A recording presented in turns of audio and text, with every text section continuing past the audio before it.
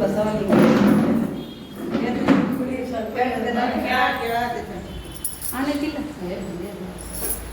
ಇವನಾರವ ಇವನಾರವ ಇವನಾರವ ಎಂದೆನಿಸಿರಯ್ಯ, ಇವ ನಮ್ಮವ ಇವ ನಮ್ಮವ ಇವ ನಮ್ಮವ ಎಂದೆನಿಸಯ್ಯ. ಕೂಡಲ ಸಂಗಮ ದೇವ ನಿಮ್ಮ ಮನೆಯ ಮಗನೆಂದೆನಿಸಯ್ಯ. ಚಿತ್ತರಿ ಶ್ರೀ ವಿಜಯ ಮಹಾಂತರನ್ನು ಮತ್ತು ಮಹಾಂತ ಜೋಳಿ ಹರಿಕಾರರಾದ ಡಾಕ್ಟರ್ ಮಹಾಂತಪ್ಪನವರನ್ನು ಸ್ಮರಿಸುತ್ತಾ ಮಾತೃಗೆ ಪರಮ ಪೂಜ್ಯ ಗುರು ಮಹಾಂತ ಶ್ರೀಗಳ ಪಾದಗಳಿಗೆ ಹಾಗೂ ವೀರವೀರಾಣಿ ಅಕ್ಕಮ್ಮ ತಾಯಿಗೆ ಪಾದಗಳಿಗೆ ಶರಣೆಂದು ಇಂದು ಶೀಗಿ ಹುಣ್ಣಿಮೆ ಅಂದರೆ ನಮ್ಮ ಶಿವಶರಣರಲ್ಲಿ ಗಂಗಾಂಬಿಕೆ ಸ್ಮರಣೆ ದಿನ ಆದ ಕಾರಣ ಈ ದಿನದಂದು ನಾವೆಲ್ಲರೂ ಶರಣ ತತ್ವ ವಚನಾಮೃತ ಸಾರ ಶಟಸ್ಥಳದ ಬಗ್ಗೆ ಅರಿಯೋಣ. ಇಲ್ಲಿ ನೆರೆದ ಶರಣ ತಂದೆ ತಾಯರಿಗೆ ಶುಭ ಸಂಜೆಯ ಶರಣು ಶರಣಾರ್ಥಿಗಳು.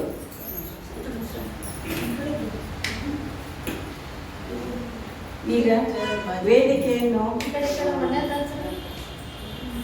ಅಕ್ಕನವಳದ ಅಧ್ಯಕ್ಷರಾದ ಸೈತಾ ಮಾಡ್ರವರು ಅಲಂಕರಿಸಬೇಕು.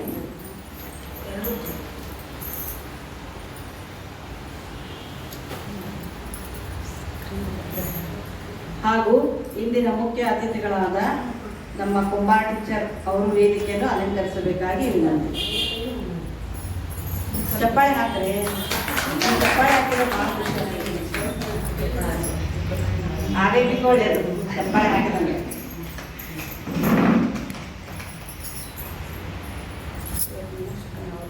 ಈಗ ಈ ಕಾರ್ಯಕ್ರಮವನ್ನು ನಾವು ವಚನ ಪ್ರಾರ್ಥನೆಯೊಂದಿಗೆ ಪ್ರಾರಂಭಿಸೋಣ.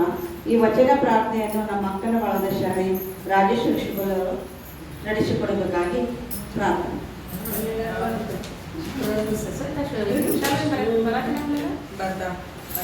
ಫೋನ್ ಮಾಡಿದ್ರ ಬಂದ ಕ್ಲಿಯರ್ ಇತ್ತು. ಓಂ ಶ್ರೀ ಗುರು ಬಸವಲಿಂಗ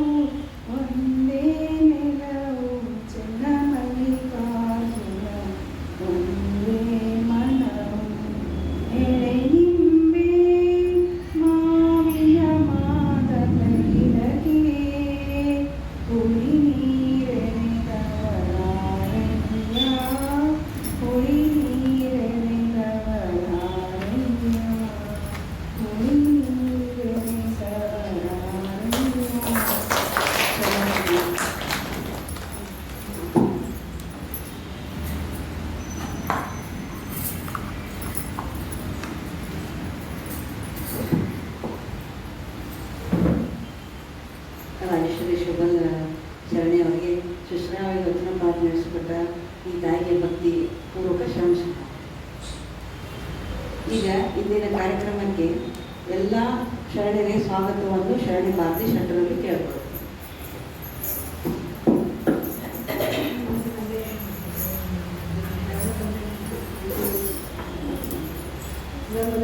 ಓಂ ಶ್ರೀ ಗುರು ಬಸವಲಿಂಗಾಯ ನಮಃ.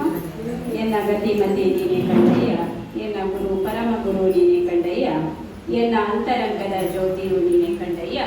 ಕೂಡಲ ಸಂಗಮ ದೇವ ಎನಗೆ ನೀನೇ ಗುರು, ನಿನಗೆ ನಾನೇ ಶಿಷ್ಯನೆಂಬುದನ್ನು ನೀನೇ ಬಲ್ಲೆ. ಕಾರುಣ್ಯವ ಮಾಡಯ್ಯ ನಿಮ್ಮ ಧರ್ಮ. ಬಸವಾದಿ ಪ್ರಮಥರನ್ನ ಮಂದಿರದಲ್ಲಿ ಸ್ಮರಿಸುತ್ತಾ ಚಿತ್ತರವೀಚಿ ಜ್ಯೋತಿ ಶ್ರೀ ವಿಜಯ ಮಹಾಂತರನ್ನ ಪರಮ ಪೂಜ್ಯ ದೊಡ್ಡಪ್ಪನವರ ದಿವ್ಯ ಚೈತನ್ಯ ಹಣೆಮನೆದು ಸದುವಿನಯದ ಸಾಕಾರ ಮೂರ್ತಿಗಳು ನಮ್ಮ ನಿಮ್ಮೆಲ್ಲರ ಮಾರ್ಗದರ್ಶಕರು ಆದಂಥ ಗುರುಮಾಂತಪ್ಪನವರ ಪಾದಗಳಿಗೆ ಭಕ್ತಿ ಪರಿಸರವಾಗಿ ಪಡಮಟ್ಟು ಇವತ್ತಿನ ದಿವಸ ಗಂಗಾಂಬಿಕಾ ತಾಯಿಯವರ ಸ್ಮರಣೆಯ ನಿಮಿತ್ತ ಇವತ್ತು ಈ ಕಾರ್ಯಕ್ರಮದ ಮುಖ್ಯ ಅತಿಥಿಗಳಾದಂಥ ಶರಣೆ ವೀರಮ್ಮ ಕುಂಬಾರ ಟೀಚರ್ ಇವರಿಗೂ ನಮ್ಮ ಎಲ್ಲ ಅಕ್ಕನ ಬಳಗದ ಅಧ್ಯಕ್ಷರು ಮತ್ತು ಸರ್ವ ಸದಸ್ಯರ ಪರವಾಗಿ ಭಕ್ತಿಪೂರ್ವಕ ಸ್ವಾಗತವನ್ನು ಕೋರುತ್ತೇನೆ. ಅದೇ ಥರನಾಗಿ ನಮ್ಮ ಕ್ರಿಯಾಶೀಲ ಅಧ್ಯಕ್ಷರಾದಂಥ ಶರಣೆ ಸವಿತಕ್ಕ ಮಾಟೂರವರಿಗೂ ಕೂಡ ನಮ್ಮ ನೀವೆಲ್ಲರ ಪರವಾಗಿ ಆತ್ಮೀಯ ಸ್ವಾಗತವನ್ನು ಕೋರುತ್ತೇನೆ. ಈ ಕಾರ್ಯಕ್ರಮದಲ್ಲಿ ಭಾಗವಹಿಸಿದಂಥ ಎಲ್ಲ ಹಿರಿಯ ತಾಯಂದಿರಿಗೂ ನನ್ನ ಸೋದರಿಯರಿಗೂ ಪ್ರೀತಿಯ ಭಕ್ತಿಪೂರ್ವಕ ಸ್ವಾಗತವನ್ನು ಕೋರುತ್ತೇನೆ. ಎಲ್ಲರಿಗೂ ಶರಣ.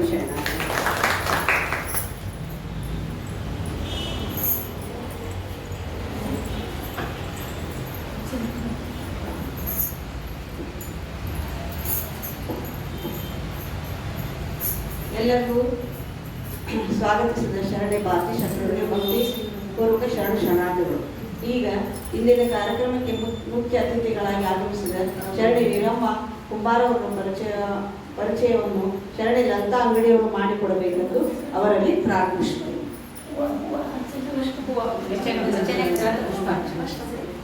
ಕ್ಷಮಾಪಣೆ ಮಾಡಬೇಕಾ? ಈಗ ಅಧ್ಯಕ್ಷರಿಗೆ ವಚನ ಗ್ರಂಥ ಪುಷ್ಪಾವನೆ ಶರಣೆಯ ತಾಯಿಯವರಾದ ಹರಿಹರ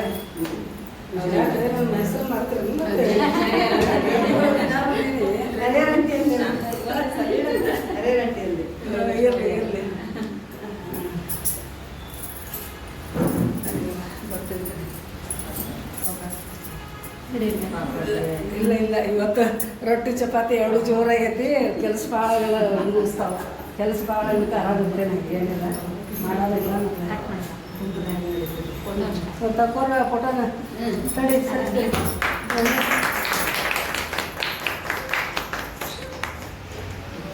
ಇಷ್ಟಾರು ಬೇಡ ಬಿಡ ಮಾಡಬೇಡಿ. ನಮಗೆ ಕೆಲಸ ಮನೆಗೆಲ್ಲ ಕೆಲಸ ಮಾಡಿ ತಾಯಿದೆ ತುಂಬ ಏನಿದೆ ಮತ್ತೆ ಹೇಳಿ.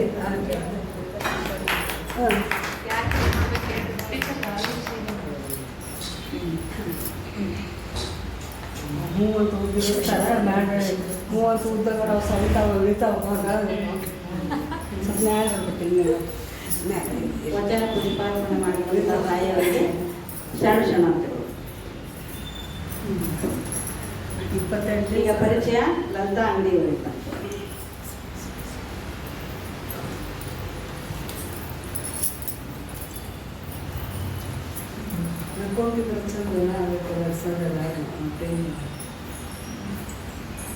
ಓಂ ಶ್ರೀ ಗುರು ಬಸವಲಿಂಗಾಯ ನಮಃ.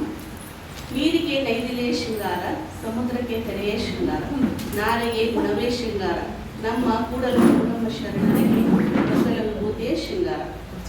ಬಸವಾದಿ ಪ್ರಮಥರನ್ನು ಬಂಧದಲ್ಲಿ ನಡೆಯುತ್ತಾ ಡಾಕ್ಟರ್ ಮಹಾರಾಜನವರನ್ನು ಮತ್ತು ವೈದ್ಯಕೀಯ ನಿಧಿಯಾದ ಅಕ್ಕ ಮಹಾದೇವಿ ತಾಯಿಯನ್ನು ಬಂಧನದಲ್ಲಿ ನಡೆಯುತ್ತಾ ಮಾತೃ ಹೃದಯಗಳಾದ ಗುರುಮಾಂತಪ್ಪನವರ ಪಾದಕ್ಕೆ ಭಕ್ತಿಯಿಂದ ಶರಣೆಂದು ಇವತ್ತು ಸಿಗಿ ಹುಣ್ಣಿಮೆ ಮತ್ತು ಗಂಗಾಂಬಿಕೆಯವರ ಸ್ಮರಣೆ. ಇಲ್ಲಿ ಆಗಮಿಸಿರುವ ಎಲ್ಲ ನನ್ನ ಹಿರಿಯ ತಾಯಿಯಂದರಿಗೂ ಮತ್ತು ಎಲ್ಲ ನನ್ನ ಸಹೋದರರಿಗೂ ಭಕ್ತಿಯ ಶರಣಾರ್ಥಿಗಳು. ನನ್ನ ಪ್ರೀತಿಯ ಜ್ಞಾತಿ ವೀರಮ್ಮ ಕುಂಬಾರ್ ಇವರ ಪರಿಚಯ ಕೊಟ್ಟಿದ್ದಾರೆ. ಇವರ ಪರಿಚಯ ಹೇಳಲು ಬಹಳ ಹೆಮ್ಮೆ ನನಗೆ.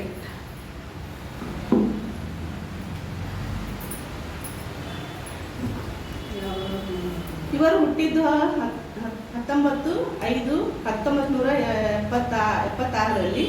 ಇವರ ಜನ್ಮಸ್ಥಳ ಆಳಂದ ತಾಲೂಕಿನ ಕಜ್ಜೂರು ಎಂಬ ಗ್ರಾಮದಲ್ಲಿ ಇವರ ಜನನವಾಯಿತು. ಇವರ ವಿದ್ಯಾರ್ಹತೆ MA B.Ed. ಕಾಯಕ ಇವರು ಶಿಕ್ಷಕಿಯರು. ನಂದವಾಡಿಗೆಯಲ್ಲಿ ಸೇವೆಯನ್ನು ಸಲ್ಲಿಸುತ್ತಿದ್ದಾರೆ. ಇವರ ಪತಿಯವರು ಸಹ ಶಿಕ್ಷಕರು. ಗುಡುಗುಂಟಿ ಮನೆಯ ಸೊಸೆಯಾಗಿ ಇಳಕಲ್ಲಿಗೆ 2001ರಲ್ಲಿ ಮದುವೆಯಾಗಿ ಇವರು ಬಂದರು. ಇವರಿಗೆ ಇಬ್ಬರು ಮುದ್ದಾದ ಮಕ್ಕಳು. ಸತಿಪತಿಗಳೊಂದಾದ ಭಕ್ತಿ ಹಿತವಾಗಿಪ್ಪುವುದು ಎಂಬಂಗ ಕುಂಬಾಟೀಶ್ವರದಾರ ಇವರು ಅಕ್ಕನ ಬಳಗದ ಸದಸ್ಯರು ಇಷ್ಟು ಹೇಳಲು ಬಯಸುತ್ತೇನೆ. ಶರಣು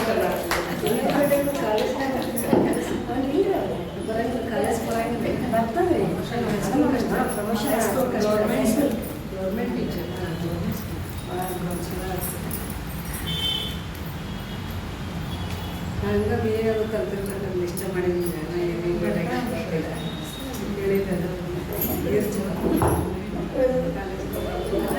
ಸವಿವರವಾಗಿ ಮುಖ್ಯ ಅತಿಥಿಗಳ ಪರಿಚಯ ಮಾಡಿಕೊಟ್ಟ ಶರಣೆ ಲಲಿತಾ ಅಂಗಡಿಯವರಿಗೆ ಭಕ್ತಿಪೂರ್ವಕ ಶರಣು. ಈಗ ಇಂದಿನ ಕಾರ್ಯಕ್ರಮಕ್ಕೆ ನಮಗೆ ಲಭಿಸಿದ ನಮ್ಮವರೇ ಆದ ಶರಣೆ ವೀರಮ್ಮ ಕುಂಬಾರ್ ಘಟಸ್ಥಳದಲ್ಲಿ ಬರುವ ಪ್ರಸಾದಿಸ್ಥಳ ವಿಷಯದ ಬಗ್ಗೆ ಅನುಭವ ನೀಡಬೇಕೆಂದು ಕೇಳಿಕೊಳ್ಳುತ್ತೇನೆ.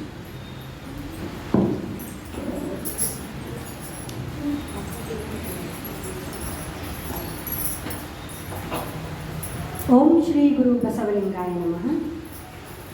ತುಂಬ ಬಟ್ಟಲು ಬೇರೆ ಕಂಚಲ್ಲ, ನೋಡುವ ದರ್ಪಣ ಬೇರೆ ಕಂಚಲ್ಲ.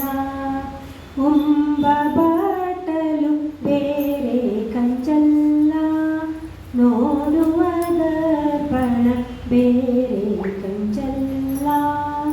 ಭಾಂಡ ಬೇರೆ ಭಾಜನ ಬೇರೆ, ಬೆಳಗ್ಗೆ ಕನ್ನಡಿ ಎನಿಸಿ ತಯ್ಯ. ಅರಿದೊಡೆ ಶರಣ ಮರೆದೊಡೆ ಮಾನವ, ಅರಿದೊಡೆ ಶರಣ ಮರೆದೊಡೆ ಮಾನವ.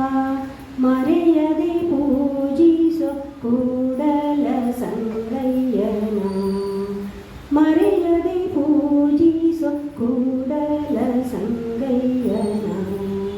ತುಂಬ ಬಟ್ಟಲು ಬೇರೆ ಕಂಚಲ್ಲ, ನೋಡುವ ದರ್ಪಣ ನೋಡುವ ದರ್ಪಣ ನೋಡುವ ದರ್ಪಣ ಬೇರೆ ಕಂಚಲ್ಲ. ಸದಾ ಸ್ಮರಣೀಯರಾದ 12ನೇ ಶತಮಾನದ ಬಸವಾದಿ ಪ್ರಮುಖರನ್ನು ಹಾಗೂ ಅದೇ ಮಹಾಬೆಳಗಿನಲ್ಲಿ ಬೆಳಗಿ ಹೋದ ಚಿತ್ತರಿಗೆಯ ಚಿಜ್ಯೋತಿ ಪರಮ ಪೂಜಾ ಮಹಂತ ದ್ವೇಯರನ್ನು ಹಾಗೂ ವೀರ ವೀರಾಗಿಣಿ ವೈರಾಗ್ಯಮೂರ್ತಿ ಆಧ್ಯಾತ್ಮ ಮುತ್ತೈದೆ ಅಕ್ಕ ಮಹಾದೇವಿಯನ್ನು ಎನ್ನ ಹೃನ್ಮಂದಿರದಲ್ಲಿ ಸ್ಮರಿಸಿಕೊಂಡು, ಸದುವಿನಯದ ಸಾಕಾರ ಮೂರ್ತಿಗಳು, ಮಮತಾಮಯಿಗಳು, ರಮಣಶ್ರೀ ಮತ್ತು ಸಂಯಮ ಪ್ರಶಸ್ತಿಯ ಪುರಸ್ಕೃತರೂ ಆದಂತಹ ಪರಮ ಪೂಜ್ಯ ಗುರುಮಾನ್ ತಪ್ಪನವರ ಅಡಿದಾವರೆಗಳಿಗೆ ಶರಣೆಂದು ಇಂದು ಶೀಗಿ ಹುಣ್ಣಿಮೆ ಹಾಗೂ ಶರಣೆ ಗಂಗಾಂಬಿಕಾ ತಾಯಿಯವರ ಸ್ಮರಣೆಯ ನಿಮಿತ್ತ ಇಂದು ಅಕ್ಕನ ಅನುಭವ ಮಂಟಪಕ್ಕೆ ಆಗಮಿಸಿ ಉಪಸ್ಥಿತವಿರುವಂತಹ ನನ್ನೆಲ್ಲ ಶರಣು ತಾಯಂದಿರ ಅಂತರಾತ್ಮದ ಪವಿತ್ರ ಚೈತನ್ಯಕ್ಕೆ ನನ್ನ ಭಕ್ತಿಪೂರ್ವಕ ಶರಣು ಶರಣಾರ್ಥಿಗಳು. ಇಂದು ಗಂಗಾಂಬಿಕಾ ತಾಯಿಯವರ ಸ್ಮರಣೆ. ಹಾಗಾಗಿ ರಾಜಕೀಯ, ಸಾಮಾಜಿಕ, ಧಾರ್ಮಿಕ, ಆರ್ಥಿಕವಾದ ನೆಲೆಗಟ್ಟಿನ ಮೇಲೆ ಸ್ವಾತಂತ್ರ್ಯ, ಸಮಾನತೆ, ಭಾತೃತ್ವದ ಒಂದು ಆಧಾರದ ಮೇಲೆ ಇಡೀ ವಿಶ್ವದಲ್ಲಿಯೇ ಮೊಟ್ಟ ಮೊದಲ ಪಾರ್ಲಿಮೆಂಟು ಅಥವಾ ಮೊಟ್ಟ ಮೊದಲ ವಿಶ್ವವಿದ್ಯಾನಿಲಯವೆಂದೇ ಹೆಸರು ಪಡೆದಂತಹ ನಮ್ಮ ಕಲ್ಯಾಣದಲ್ಲಿರುವ ಅನುಭವ ಮಂಟಪದಲ್ಲಿ ಸರ್ವ ಶರಣರಿಗೂ ಸರ್ವ ಸ್ವತಂತ್ರವನ್ನು ದೊರಕಿಸಿ ಕೊಟ್ಟಂತಹ ಘನ ವ್ಯಕ್ತಿತ್ವ ಹೊಂದಿದಂತಹ ಮಹಾಮಹಿಮ ಸಾಂಸ್ಕೃತಿಕ ನಾಯಕ, ಸ್ತ್ರೀ ಕುಲೋದ್ಧಾರಕ, ಈ ಜಗತ್ತಿನಲ್ಲಿ ಯಾರಾದರೂ ಅದಾರ ಅಂದರೆ ಅವರೇ ಕಾರ್ತಿಕದ ಕತ್ತಲಲ್ಲಿ ಬೆಳಕಾಗಿ ನೀ ಬಂದೆ ಎಂಬಂತಿರುವಂತಹ ಎಲ್ಲ ಶರಣರ ಹಿರಿಯ ಜ್ಯೋತಿ, ಹಿರಿಯ ಅಣ್ಣ ಅಪ್ಪ ಬಸವಣ್ಣನವರು. ಅವರು ಕಲ್ಯಾಣದಲ್ಲಿ ಇರುವಂತಹ ಎಲ್ಲ ಶರಣರಿಗೆ ಸರ್ವ ಸಮಾನವಾದಂತಹ ಸ್ವಾತಂತ್ರ್ಯವನ್ನು ದೊರಕಿಸಿಕೊಟ್ಟರು. ಅವರು ಇರುವಂತಹ ನಾಡು ಕಲ್ಯಾಣ ರಾಜ್ಯವಾಗಿತ್ತು. ಅದಕ್ಕಾಗಿಯೇ ಒಂದು ಕಡೆ ಹೇಳ್ತಾರ ಅಪ್ಪ ಬಸವಣ್ಣನ ಕುರಿತು, ಕಲ್ಯಾಣ ರಾಜ್ಯವ ಕಟ್ಟಿತು, ಗತ ವೈಭವದಿ ಮೆರೆದಿತ್ತು, ದಿಕ್ಕು ದಿಕ್ಕಿಗೂ ಬಸವ ಧ್ವಜ ಹಾರಿತು, ಇದು ಸತ್ಯ, ಇದು ಸತ್ಯ, ಇದು ಸತ್ಯ. ಈ ಮಾತು ಯಾರು ಆ ಕಲ್ಯಾಣವನ್ನು ನೋಡ್ಯಾರ, ಆ ಮಹಿಮೆಯನ್ನು ಕೇಳ್ಯಾರ, ಆ ಇತಿಹಾಸವನ್ನು ತಿಳ್ಕೊಂಡಿದ್ದಾರ, ಅವರಿಗೆ ಇದು ಅತಿಶಯೋಕ್ತಿ ಅನ್ಸಂಗಿಲ್ಲ. ಹಾಗಾಗಿ ಅಪ್ಪ ಬಸವಣ್ಣನವರ ಒಂದು ವ್ಯಕ್ತಿತ್ವ ಎಂಥದ್ದಾಗಿತ್ತಂದರೆ ಹೇಳ್ತಾರ, ಬಸವ ನಾಡಿನ ಸಿರಿಯು, ಬಸವ ಬಡವರ ನಿಧಿಯು, ಬಸವ ಮಳೆ ಬೆಳೆಯು ನಾಡಿನಳು, ಬಸವ ಮಳೆ ಬೆಳೆಯು ನಾಡಿನಳು ನಿಜ ನಿಧಿಯು, ಬಸವನೇ ಸಗ್ಗ ಸೋಪಾನ. ನೋಡಿ ಎಂತಹ ವ್ಯಕ್ತಿತ್ವ ಇತ್ತು ಅಪ್ಪ ಬಸವಣ್ಣನವರು. ಇಡೀ ಪ್ರಪಂಚದಾದ್ಯಂತ ಎಲ್ಲ ಜನರು ಸಾಗರೋಪಾದಿಯಲ್ಲಿ ಕಲ್ಯಾಣಕ್ಕೆ ಬರಬೇಕಾದ್ರೆ ಸುಮ್ಮನೆ ಅಲ್ಲ, ಅಂಥ ವ್ಯಕ್ತಿತ್ವವನ್ನು ಹೊಂದಿದರು ಅಪ್ಪ ಬಸವಣ್ಣನವರು. ಅಲ್ಲಿ 60ಕ್ಕೂ ಹೆಚ್ಚಿನ ಶಿವಶರಣೆಯರಿದ್ದರು, 35ಕ್ಕೂ ಹೆಚ್ಚಿನ ವಚನಗಾರ್ತಿಯರಿದ್ದರು, 770 ಅಮರ ಗಣಗಳಿದ್ದರು. ಈ ಒಂದು 35 ವಚನಗಾರರಲ್ಲಿ ಶ್ರೇಷ್ಠ ವಚನಗಾರ್ತಿಯಾಗಿ, ಪತಿಗೆ ತಕ್ಕ ಸತಿಯಾಗಿ, ಒಂದು ಅನುಭಾವಿ ಪ್ರಸಾದಿಯಾಗಿ, ಲಿಂಗ ನಿಷ್ಠೆಯ ಉಳ್ಳವಳಾಗಿ, ಸಕಲ ಕಲಾ ವಲ್ಲಭೆಯಾಗಿ ನಮ್ಮ ನಿಮ್ಮೆದುರು ಬಂದು ನಿಲ್ತಾರ ಶರಣೆ ಗಂಗಾಂಬಿಕಾ ತಾಯಿಯವರು. ಗಂಗಾಂಬಿಕಾ ತಾಯಿಯವರು ಕಲಿಚೂರಿ ರಾಜ್ಯದ ಬಿಜ್ಜಲನ ಅರಸನ ಆಸ್ಥಾನದಲ್ಲಿ ಮಹಾಮಂತ್ರಿಯಾದಂತಹ ಬಲದೇವರ ಒಬ್ಬಳೇ ಏಕಮಾತ್ರ ಪುತ್ರಿಯವರು. ಅತ್ಯಂತ ಸಿರಿ ಸಂಪತ್ತನ್ನು ಹೊಂದಿದಂತಹ ಮನೆಯಲ್ಲಿ ಆಕಿ ಐಷಾರಾಮದ ಜೀವನವನ್ನು ನಡೆಸ್ತಾ ಇದ್ಲು. ಅಂದರೆ ಅಷ್ಟು ಆಕೆಗೆ ಸುಖದ ಸುಪ್ಪತ್ತಿಯಲ್ಲಿ ಇಟ್ಟಿದ್ರು ಅವರು. ಯಾಕಂದರೆ ಅವಳು ಚಿಕ್ಕವಳಿದ್ದಾಗ ತಾಯಿಯನ್ನು ಕಳೆದುಕೊಂಡಂತಹ ಗಂಗಾಂಬಿಕಾ ತಾಯಿಯವರು ತನ್ನ ತಂದೆಯ ಒಂದು ಆರೈಕೆಯಲ್ಲಿ, ತಂದೆಯ ಒಂದು ನೆರಳಿನಲ್ಲಿ ಇರುವುದರಿಂದ ಆಕೆಯಲ್ಲಿ ಸಹಜವಾಗಿಯೇ ಧೈರ್ಯ, ಸ್ಥೈರ್ಯ, ಸಾಹಸದ ಗುಣ ಬಂದಿದ್ದು ಅಂತ. ಅಷ್ಟೇ ಅಲ್ಲದೆ ಕನ್ನಡ, ಸಂಸ್ಕೃತ, ಸಾಹಿತ್ಯ, ಸಂಗೀತ, ವಿದ್ಯಾಕಲೆಗಳು, ಕತ್ತಿ ವರಸೆ ಈ ಎಲ್ಲ ಕಲೆಗಳನ್ನಾಗಿ ಬಲವಳಗಿದ್ದಳು. ಹಾಗಾಗಿ ಈ ಎಲ್ಲ ನೋಡಿದಂತಹ ಬಲದೇವರಿಗೆ ಏನಿಸ್ತು, ತಮ್ಮ ತಂಗಿಯ ಮಗಳಾದ ಮಗ ಬಸವಣ್ಣನವರಿಗೆ ಕೊಟ್ಟು ಮದುವೆ ಮಾಡೋಕ್ಕನ್ನ ಒಂದು ಆಸೆ ಆಯಿತು ಅವರಿಗೆ. ಹಾಗಾಗಿ ಅವ್ರು ಏನು ಮಾಡಿದ್ರು, ಅಪ್ಪ ಬಸವಣ್ಣನವರ ಜೊತೆ ಈ ಗಂಗಾಂಬಿಕಾ ತಾಯಿಯವರ ಮದುವೆ ಮಾಡಿದರು. ಅಷ್ಟು ಸಿರಿ ಸಂಪತ್ತಿನಲ್ಲಿರುವಂತಹ ತಾಯಿ ಗಂಡನ ಅಣತಿಯಂತೆ, ಗಂಡನ ಆಜ್ಞೆಯೇ ಸಿರಿವಂತಿಕೆಗಿಂತಲೂ ಶ್ರೇಷ್ಠ ಅಂತ ತಿಳಿದುಕೊಂಡಂತಹ ಅಪೂರ್ವ ಸಾಧ್ವಿ ಗಂಗಾಂಬಿಕಾ ತಾಯಿಯಾಗಿದ್ದರು. ಹಾಗಾಗಿ ಲಿಂಗನಿಷ್ಠೆಯಲ್ಲಿ ಪತಿವೃತ ಶಿರೋಮಣಿಯಾಗಿ ಬಂದಂತಹ ಎಲ್ಲ ಜಂಗಮರಿಗೆ ಅತ್ಯಂತ ಮನದುಂಬಿ ಆಕೆ ಪ್ರಸಾದವನ್ನು ಮಾಡ್ತಾ ಇದ್ಲು. ಆ ತಾಯಿ ಬರೆದಂಥ ವಚನಗಳು 9. ಆ ವಚನದ ಒಂದು ಅಂಕಿತನಾಮ ಗಂಗಾಪ್ರಿಯ ಕೂಡಲ ಸಂಗಮ ದೇವ. ಆ ತಾಯಿಯ ಕಾಲ 1160. ಮತ್ತು ಆ ತಾಯಿಗೆ ಸಿದ್ಧರಸ ಅಂತ ಒಬ್ಬ ಮಗ ಇದ್ನು ಅಂತ ಹರಿಹರನಿಂದ ತಿಳಿದು ಬರುತ್ತೆ. ಆದರೆ ಬೇರೆ ಯಾವ ದಾಖಲೆಗಳನ್ನು ನೋಡಿದರೆ ಕೂಡ ಈ ಒಂದು ಇದ್ದು ಅನ್ನೋ ಒಂದು ವಿಷಯ ಗೊತ್ತಾಗೋದಿಲ್ಲ. ಈ ತಾಯಿ ಬರೆದಂತಹ 9 ವಚನಗಳಲ್ಲಿ 5 ವಚನಗಳು ಮಗುವನ್ನು ಕಳೆದುಕೊಂಡಂತಹ ತಾಯಿಯ ರೋದನೆ ವೇದನೆಯನ್ನು ಒಳಗೊಂಡ್ರೆ, ಇನ್ನ ಒಂದು ವಚನದಲ್ಲಿ ಅಪ್ಪ ಬಸವಣ್ಣನವರ ವ್ಯಕ್ತಿತ್ವ ಮತ್ತು ಅವರ ಕಾರ್ಯವೈಖರಿಯ ಬಗ್ಗೆ ನಮಗೆ ತಿಳಿದು ಬರುತ್ತೆ. ಅದೇ ರೀತಿಯಾಗಿ ಇನ್ನುಳಿದಂತಹ 3 ವಚನಗಳಲ್ಲಿ ಏನಂದರೆ ಲಿಂಗನಿಷ್ಠೆ ಮತ್ತು ಪತಿವೃತ್ತ ನಿಷ್ಠೆ ಮತ್ತು ಸಿದ್ದರಾಮಯ್ಯನವರ ಸ್ತುತಿ ಆ ಒಂದು ವಚನದೊಳಗೆ ಒಳಗೊಂಡಿದ್ದಾವ. ಆ ತಾಯಿ ಬರೆದಂಥ ಒಂದು ವಚನ ಬಗ್ಗೆ ನಾವು ನೋಡೋದಾದ್ರೆ, ಒಂದು ಹಾಳು ಭೂಮಿಯ ಹುಲಿ ಬಂದು ಎನ್ನ ಎಳುಗರುವನ್ನು ಎಳೆದುಕೊಂಡು ಒಯ್ಯಿತಲ್ಲ, ಆ ಹುಲಿ ಆ ಹೂಳಿಗೆ ಹೋಗದು, ಆ ಹುಲಿ ಆ ಎಳೆಗರುವನ್ನು ತಾಯಿಯಂತೆ ಸಾಕಿತ್ತಲ್ಲ, ಇದೇನೆಂಬೆ ಕೂಡಲ ಗಂಗಾಪ್ರಿಯ ಕೂಡಲ ಸಂಗಮ ದೇವ ಅಂತ ಹೇಳ್ತಾ ತಾಯಿ.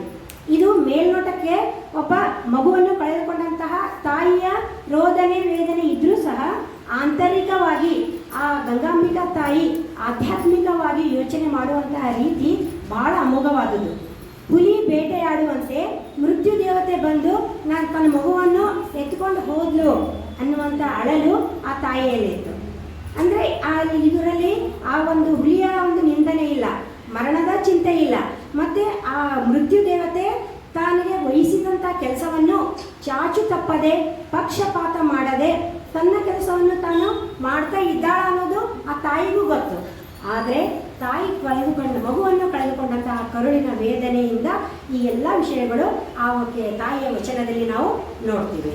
ಮುಂದೆ ಕಲ್ಯಾಣ ಕ್ರಾಂತಿ ಆಯಿತು, ತಮಗೆ ಗೊತ್ತು. ಕಲ್ಯಾಣ ಕ್ರಾಂತಿಯಾದಾಗ ಅಪ್ಪ ಬಸವಣ್ಣನವರು ಕೂಡಲ ಸಂಗಮದ ಕಡೆಗೆ ಹೋದರೆ ಈ ತಾಯಿ ಗಂಗಾಂಬಿಕಾ ತಾಯಿ ಅನೇಕ ಶರಣರನ್ನು ಒಳಗೊಂಡು ಚನ್ನಬಸವಣ್ಣನವರು ಹಾಗೂ ಅಕ್ಕ ನಾಗಮ್ಮ ಅವರ ಜೊತೆಗೆ ಉಳುವಿ ಕಡೆ ಹೋಗ್ತಾರೆ. ಉಳುವಿ ಕಡೆ ಹೋಗಬೇಕಾದ್ರೆ ಅಲ್ಲಿ ಕಾದ್ರೋಡಿ ಎಂಬ ಗ್ರಾಮದಲ್ಲಿ ಲಿಂಗೈಕ್ಯ ಆಗ್ತಾರೆ ಅವರು. ಅದು ಎಲ್ಲಂದರೆ ಈ ಮಠವಳಿ ಅಂತ ಎಂ ಕೆ ಹುಬ್ಳಿ, ಅದು ಮುಗುಟ್ ಖಾನ್ ಹುಬ್ಳಿ ಹತ್ರ. ಅದು ಮಲಪ್ರಭಾ ಎಡದಂಡೆಯ ಮೇಲೆ ಆ ತಾಯಿಯ ಸಮಾಧಿ ಇಂದಿಗೂ ಸಹ ಸ್ಮಾರಕದಂತೆ ನಿಂತಿರುವುದು ನಾವು ನೋಡ್ಬೋದು.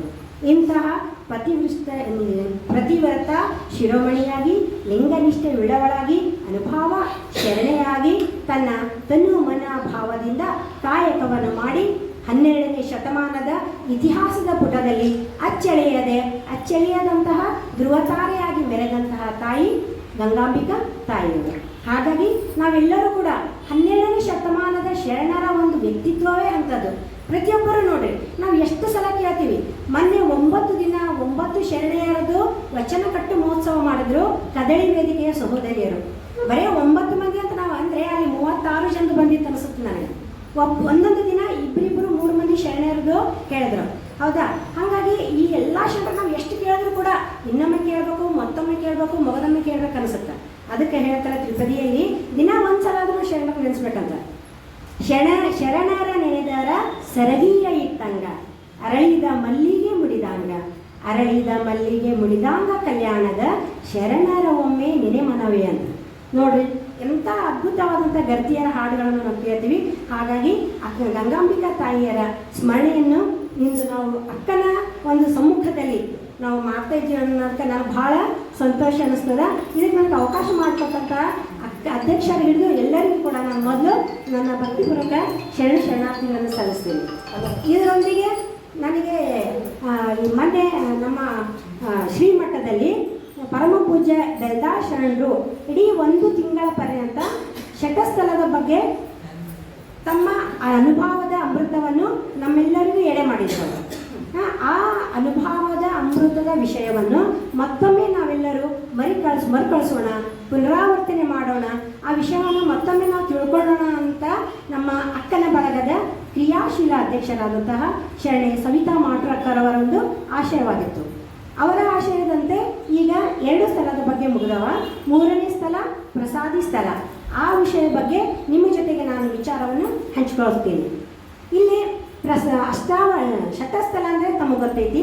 ಭಕ್ತ, ಮಹೇಶ, ಪ್ರಸಾದಿ, ಪ್ರಾಣಲಿಂಗಿ, ಶರಣ, ಐಕ್ಯ. ಹಾಗೆ ಪಂಚಾಚಾರ ಅಂದರೆ ಲಿಂಗಾಚಾರ, ವೃತ್ಯಾಚಾರ, ಸದಾಚಾರ, ಶಿವಾಚಾರ, ಗಣಾಚಾರ. ಹಾಗೆ ಅಷ್ಟಾವರಣ ಅಂದರೆ ಗುರು, ಲಿಂಗ, ಜಂಗಮ, ಪಾದೋದಕ, ಪ್ರಸಾದ, ವಿಭೂತಿ, ರುದ್ರಾಕ್ಷಿ, ಮಂತ್ರ. ಈ ರೀತಿಯಾಗಿ ಅಷ್ಟಾವರಣವೇ ಅಂಗವಾಗಿ, ಪಂಚಾಚಾರವೇ ಪ್ರಾಣವಾಗಿ, ಶಟಸ್ಥಲವೇ ಆತ್ಮವಾಗಿರುವಂಥ ಈ ದೇಹದೊಳಗ ತಾನು ಯಾರು ಎಂಬುದನ್ನು ತಿಳಿದುಕೊಳ್ಳುವುದು ಅತಿ ಅವಶ್ಯಕ. ಆಗ ತಿಳಿದುಕೊಳ್ಳುವಂತಹ ಈ ತತ್ವವೇ ಶಟಸ್ಥಲ ತತ್ವವಾಗಿದೆ. ಹಾಗೆ ಈ ಶಟಸ್ಥಲ ತತ್ವ ಅಂದರೆ ಏನಂದರೆ ಮಾನವನೇ ದೇವನಾಗುವಂಥ ಒಂದು ತತ್ವ. ಮತ್ತು ದೇವರು ಅಂದ್ರೆ ದೇವ್ರ ಗುಡಿಗೆ ಹೋಗಿ ಅರ್ಚನೆ ಮಾಡಿ, ಪೂಜೆ ಪುನಸ್ಕಾರ ಮಾಡಿ, ವಿಭೂತಿ ಹಚ್ಚಿ ನಮ್ಮ ಬಯಕೆಗಳನ್ನೆಲ್ಲ ಆ ದೇವರ ಮುಂದಿಟ್ಟು ನಾವು ಬೇಡ್ಕೊಳ್ಳುವಂಥ ಕೆಲವರು ಜನರು ಇರ್ತಾರೆ. ಅವರಿಗೆ ಆತ್ಮನೇ ಬೇರೆ, ಪರಮಾತ್ಮನೇ ಬೇರೆ ಆಗಿರ್ತದೆ. ಆದರೆ ಅಪ್ಪ ಬಸವಣ್ಣನವರು ಇದನ್ನು ನಂಬಂಗಿಲ್ಲ. ಅವರು ಆಕೃತಿ ಇರುವಂತಹ ಯಾವ ದೇವರನ್ನು ಅವರು ದೇವರಂತ ನಂಬಂಗಿಲ್ಲ. ಯಾರಲ್ಲಿ ಚೈತನ್ಯ ಐತಿ ಅವರೇ ದೇವರು, ಅಲ್ಲೇ ಆ ಪರವಸ್ತು ಅದನ. ಈಗ ನಾವೆಲ್ಲ ಇಷ್ಟು ಜನ ಕುಳ್ತೀವಿ, ನಾವೆಲ್ಲರೂ ಬೇರೆ ಬೇರೆ ಇದ್ದೀವಿ, ಆದರೂ ಕೂಡ ನಮ್ಮೊಳಗಿರುವಂತಹ ಚೈತನ್ಯ ಒಂದೇ ಆಗೈತಿ. ಹಂಗೆ ಈಗ ನೋಡಿ, ಈಗ ನಾವು ಬಣ್ಣ ಬಣ್ಣದ ಬಲ್ಬ್ಗಳನ್ನು ನೋಡ್ತೀವಿ. ಎಷ್ಟೋ ಬಣ್ಣ ಬಣ್ಣದ ಬಲ್ಬ್ಗಳು ಅದಾವೆ, ನೋಡಲಿಕ್ಕೆ ಬೇರೆ ಬೇರೆ, ಆದರೆ ಅದರೊಳಗಿರುವಂತಹ ಚೈತನ್ಯ ಅಂದ್ರೆ ವಿದ್ಯುತ್ ಶಕ್ತಿ, ಪವರ್ ಒಂದೇ ಆಗಿರ್ತದೆ. ಹಾಗಾಗಿ ನಮ್ಮೊಳಗಿರುವಂತಹ ನಾನು ಯಾರು ಎಂಬುದನ್ನು ನಾವೇನು ಮಾಡಬೇಕಾಗದ, ಮೊದಲು ತಿಳ್ಕೊಬೇಕಾಗದ. ತನ್ನ ಅರಿದರೆ ಎಲ್ಲ ಇನ್ನೇನು ಅಂತ. ಎಲ್ಲವನ್ನ ಅರಿದು ಫಲವೇನಯ್ಯ, ತನ್ನ ಅರಿಯಬೇಕಲ್ಲವೇ ಅಂತ. ಮೊದಲು ನಾನು ಯಾರು ಅನ್ನೋದು ಮೊದಲು ನಾವು ಅರ್ತ್ಕೊಳ್ಬೇಕು. ತನ್ನ ಅರಿವು ಎಲ್ಲವನ್ನ ಅರಿತು ಫಲವೇನಯ್ಯ, ತನ್ನ ಅರಿಯಬೇಕಲ್ಲವೇ, ತನ್ನಲ್ಲಿ ಅರಿವು ಸ್ವಯವಾಗಿರಲು ಅನ್ಯರ ಕೇಳಲುಂಟೆ ಅಂತ. ನಾನು ಯಾರು ಎಂಬ ಅರಿವು ನನಗಾಯ್ತಂದ್ರೆ ಇನ್ನೊಮ್ಮೆ ಕೇಳುವಂಥ ಅವಶ್ಯಕತೆ ನನಗಿರಂಗಿಲ್ಲ. ಆ ಪರವಸ್ತು ನನ್ನಲ್ಲಿ ಐತೆ ಅಂತ ನನಗೆ ಖಾತ್ರಿ ಆಗಬೇಕು. ಅದಕ್ಕಿರುವಂಥದ್ದು ಇವು ಏನು 6 ಸ್ಥಳಗಳದಾವ. ಹಾಗಾಗಿ ಏನು ಹೇಳ್ತಾರೆ ಅಪ್ಪ ಬಸವಣ್ಣನವರು ಆ ಅರಿವಿನ ಗುರುವಾಗಿ ನಮ್ಮ ಕೈಯೊಳಗೆ ಏನು ಕೊಟ್ಟಾರ ಅವರು ಇಷ್ಟಲಿಂಗ, ಪ್ರಾಣಲಿಂಗ, ಭಾವಲಿಂಗವನ್ನು ಕೊಟ್ಟಾರ. ಅವ್ರು ಹೇಳ್ತಾರೆ ನಿನ್ನೊಳಗ ಆ ಪರವಸ್ತು ಐತಿ ಅಂದಮೇಲೆ ನೀನೇ ಆ ಪರವಸ್ತು ಆಗುವಂಥ ಶಕ್ತಿ ನಿನ್ನ ಬಲ ಐತೆ ಅಂತ. ಯಾವ ರೀತಿ ಅಂದರೆ ಮರದಿಂದ ಬಂದಂತಹ ಬೀಜಕ್ಕೆ ತಾನು ಮರ ಆಗುವಂಥ ಶಕ್ತಿ ಅದಕ್ಕೆ ಐತಿ. ಅದು ಮೊಳಕೆ ಹೊಡೆದು ಸಸಿಯಾಗಿ ಹೆಮ್ಮರವಾಗಿದ್ದಾಗ ಮಾತ್ರ ಅದರ ಸಾರ್ಥಕತೆ ಆಗುತ್ತೆ. ಹಂಗೆ ನನ್ನೊಳಗೆ ಆ ಪರವಸ್ತು ಐತಿ, ಆ ಪರವಸ್ತು ನಾನೇ ಅಂತ ತಿಳ್ಕೊಬೇಕಾಗದಲ್ಲ. ಹಾಗೆ ತಿಳ್ಕೊಬೇಕಾದ್ರೆ ಅದಕ್ಕಾಗಿ ನಾವು ಏನು ಮಾಡಬೇಕು, ಈ ತಿಳ್ಕೊಳ್ಳುವಂತಹ ಸ್ಥಳಗಳೇ ಈ 6 ಸ್ಥಳಗಳೇ ಶಟಸ್ಥಲ ತತ್ವಗಳು. ಇದರಲ್ಲಿ ಮೊದಲೇನು ಭಕ್ತ ಸ್ಥಳ. ಭಕ್ತ ಅಂದರೆ ಏನು, ಆತ ಶಾಂತನಾಗಿರ್ಬೇಕು, ಕಿಂಕರನಾಗಿರ್ಬೇಕಂತ ಅನೇಕ ವಚನಗಳ ಮೂಲಕ ಶರಣೆ ಸುನೀತಾ ಅಂಗಡಿಯವರು ಅತ್ಯಂತ ಮಾರ್ಮಿಕವಾಗಿ ತಮ್ಮ ಅನುಭವವನ್ನು ಅವ್ರು ಹೇಳಿದ್ರು. ಎರಡನೇದಾಗಿ ಮಹೇಶ್ವರ ಅಂದರೆ ಯಾರು ಎಂಬುದನ್ನು ಹಲವಾರು ವಚನಗಳ ಮೂಲಕ ಅಕ್ಕ ಸುವರ್ಣಕ್ಕ ಗುಂಡೂಶೆಟ್ಟಿಯವರು ಕೂಡ ಹೇಳಿದರು. ಈಗ 3ನೇ ಸ್ಥಳ ಪ್ರಸಾದಿ ಸ್ಥಳ. ಈ ಪ್ರಸಾದಿ ಸ್ಥಳದಲ್ಲಿ ಪ್ರಸಾದಿಯಲ್ಲಿ ಏನಾಗುತ್ತೆ, ಈ ಶಕ್ತಿ ಯಾವುದಂದ್ರೆ ಇಚ್ಛಾಶಕ್ತಿ, ಭಕ್ತಿ ಅವಧಾನ ಭಕ್ತಿ, ಹಸ್ತ ನಿರಂಕಾರ ಹಸ್ತ. ಹಂಗೆ ಇಚ್ಛಾಶಕ್ತಿಯಾಗಿ ಅವಧಾನ ಭಕ್ತಿಯಾಗಿ ನಿರಂಕಾರ ಹಸ್ತ ಮತ್ತು ನಮ್ಮ ನೇತ್ರೇಂದ್ರಿಯವೇ ಮುಖವಾಗಿ ಮತ್ತು ರೂಪು ಪದಾರ್ಥವಾಗಿ ಸುರೂಪು ಪ್ರಸಾದವಾಗ್ತದೆ. ಇಲ್ಲಿ ಮಣಿಪುರ ಚಕ್ರದಲ್ಲಿ ಶೀಕಾರ, ಪ್ರಣವ ಮತ್ತು ಶಿವ ಸಾಧಕ್ಯ, ವಿದ್ಯಾಕಲೆ ಮತ್ತು ತೇಜ ಇವೆಲ್ಲವೂ ಏನಾಗಿರ್ತವ, ತತ್ವಾಂಗವಾಗಿರ್ತವ. ಈ ಹಿಂದೆ ನಾವು ಹೇಳಿದಂತಹ ಮಹೇಶ್ವರ ಸ್ಥಳದಲ್ಲಿ ತನು ಮನ ಭಾವಗಳು ಕರ್ಣೇಂದ್ರಿಯಗಳ ವಿಕಾರಗಳೊಂದಿಗೆ ವೀರ ಹೋರಾಟವನ್ನು ಮಾಡಿ ಅವು ನಿಷ್ಠಾ ಬಲದಿಂದ ವಿಜಯವನ್ನು ಸಾಧಿಸಿ ಸಾರ್ಥಕತೆಯನ್ನು ಪಡೆದು ಪ್ರಸಾದಿಯಾಗ್ತದಂಥದ್ದು. ಆಗ ತನ್ನದೆನ್ನುವುದು ಏನೂ ಇರಂಗಿಲ್ಲ, ಎಲ್ಲವೂ ಆ ಪರಶಿವಲಿಂಗಕ್ಕೆ ಅರ್ಪಿಸೋದು. ತನು ಮನ ಭಾವ ಕರ್ಣೇಂದ್ರಿಯಗಳು ವಿಷಯ ಪಡಿ ಪದಾರ್ಥಗಳೆಲ್ಲವೂ ಆ ಪರಶಿವನ ಲಿಂಗಕ್ಕೆ ಅರ್ಪಿಸಿ ಸಮರ್ಪಣಾ ಭಾವದಿಂದ ಅರ್ಪಣೆ ಮಾಡೋದಲ್ಲ. ಅಂದರೆ ಯಾವುದೇ ಒಂದು ಪದಾರ್ಥ ಸಮರ್ಪಣೆ ಅರ್ಪಣೆ ಮಾಡೋದು ಹೊರತು ಆ ಪದಾರ್ಥವಾಗಿಯೇ ಉಳಿತದ ಹೊರತು ಪ್ರಸಾದ ಆಗೋದಿಲ್ಲ. ಈಗ ನೋಡ್ರಿ, ನಾವು ಮನೆಯಲ್ಲಿ ಅಡುಗೆ ಮಾಡ್ತೀವಿ. ಆ ಅಡಿಗೆಯಾಗಿ ಎಲ್ಲಿವರೆಗೆ ಇರ್ತದೆ ಅಂದ್ರೆ ಲಿಂಗಕ್ಕೆ ಬೋನವ ಸಲ್ಲಿಸುವ ತನಕ ಆ ಅಡಿಗೆಯಾಗಿರ್ತದೆ. ಆ ಬೋನವ ಸಲ್ಲಿಸಿದ ನಂತರ ಅದೇನಾಗುತ್ತಾ, ಪ್ರಸಾದ ಆಗ್ತದ. ಅದೇ ರೀತಿಯಾಗಿ ಈಗ ಅವರು ಮಠಕ್ಕೆ ಹೋಗ್ತಿರ್ತಾರೆ, ಅವರೇ ಏನು ತೊಗೊಂಡು ಹೊಂಟೀವಿ ಅಂತ ಕೇಳ್ತೀನಿ ನಾನು. ಆವಾಗ ಅವರು ನಾ ಬಾಳೆಹಣ್ಣು ತೊಗೊಂಡು ಹೊಂಟೀನಿ ಅಂತ ಹೇಳ್ತಾರೆ. ಅದೇ ಒಂದು ಅರ್ಧ ತಾಸು ನಂತರ ಮತ್ತೆ ಒಳಗಿಂದವ್ರು ಹೊರ ಬರ್ತಿರ್ಬೇಕಾದ್ರೆ ಅವರೇ ಏನು ತೊಗೊಂಡು ಹೋಗ್ತಾ ಇದ್ದೀರಿ ಅಂದರೆ ಪ್ರಸಾದ ಅಂತಾರೆ. ಎಂಥ ಶಕ್ತಿ ಬರುತ್ತದಕ್ಕಂದ್ರೆ ಆ ರೀತಿಯಾಗಿ ಈಗ ನೋಡಿ, ಒಂದು ಕಟ್ಟಿಗೆ, ಆ ಕಟ್ಟಿಗೆಯನ್ನು ನಾವು ಅಗ್ನಿಸ್ಪರ್ಶ ಮಾಡಿದಾಗ ಆ ಕಟ್ಟಿಗೆ ಅಗ್ನಿಮಯವಾಗಿ ಅಗ್ನಿ ಪ್ರಸಾದವಾಗಿರ್ತದೆ. ಅದೇ ರೀತಿಯಾಗಿ ಸಾಧಕನ ಅಂತರಂಗವು ಆ ಅಂತರ್ಯಾಮಿಯಾದಂತಹ ಶಿವಲಿಂಗಕ್ಕೆ ಅರ್ಪಣೆಯಾದಾಗ ಮಾತ್ರ ಆ ಪದಾರ್ಥ ಏನಾಗುತ್ತಾ ಪ್ರಸಾದವಾಗಿ ಪರಿಣಮಿಸ್ತದೆ. ಅಂಗಗುಣ ಹೋಗಿ ಅಲ್ಲಿ ಏನು ಬರುತ್ತಾ, ಲಿಂಗಗುಣ ಬರುತ್ತದೆ.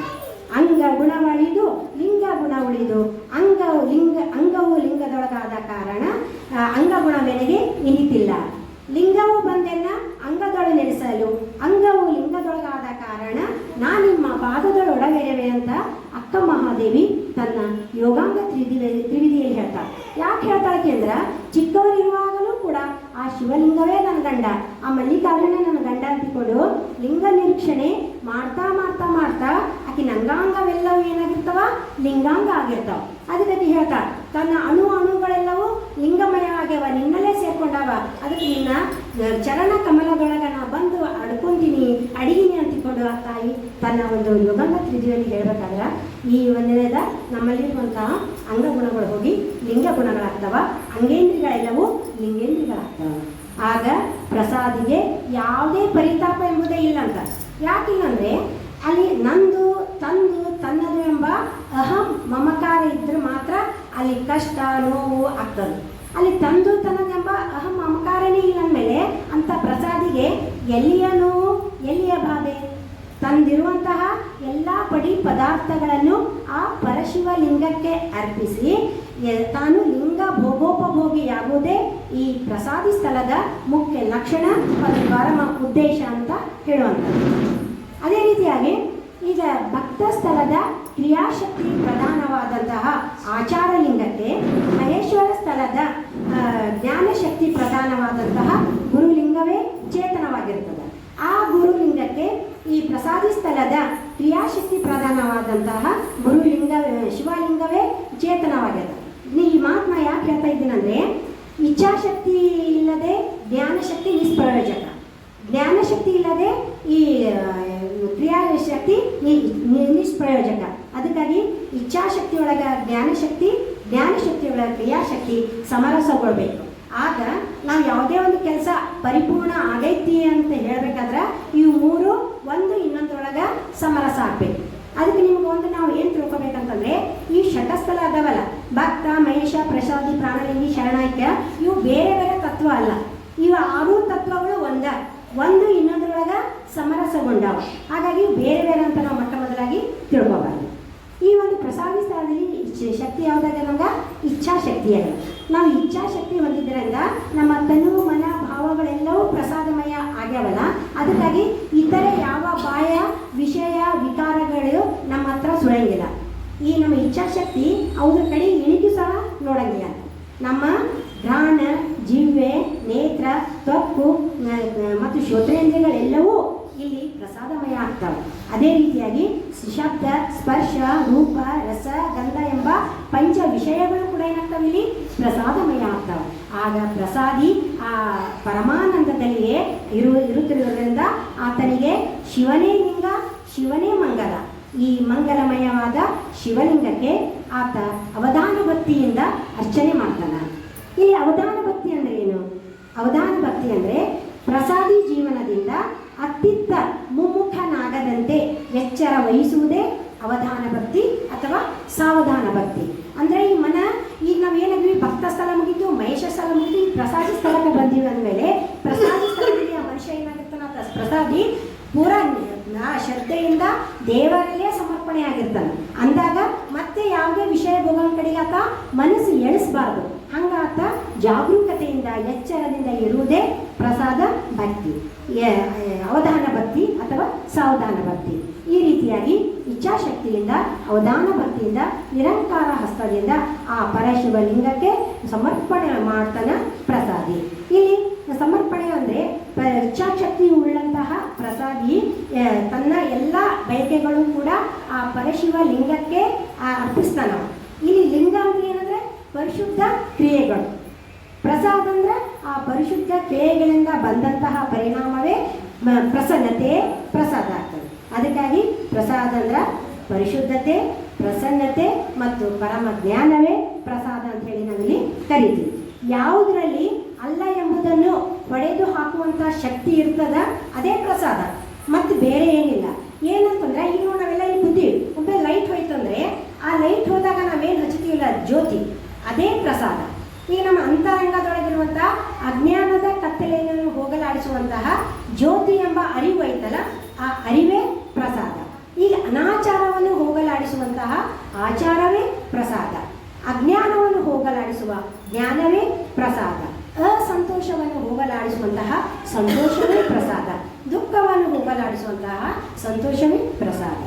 ಈ ರೀತಿಯಾಗಿ ಪ್ರತಿಯೊಂದರಲ್ಲಿಯೂ ಕೂಡ ಪ್ರಸನ್ನತೆಯನ್ನು ಕಾಣುವ, ಪರಿಶುದ್ಧತೆಯನ್ನು ಕಾಣುವ ತತ್ವವೇ ಪ್ರಸಾದ ಆಗ್ಯದ.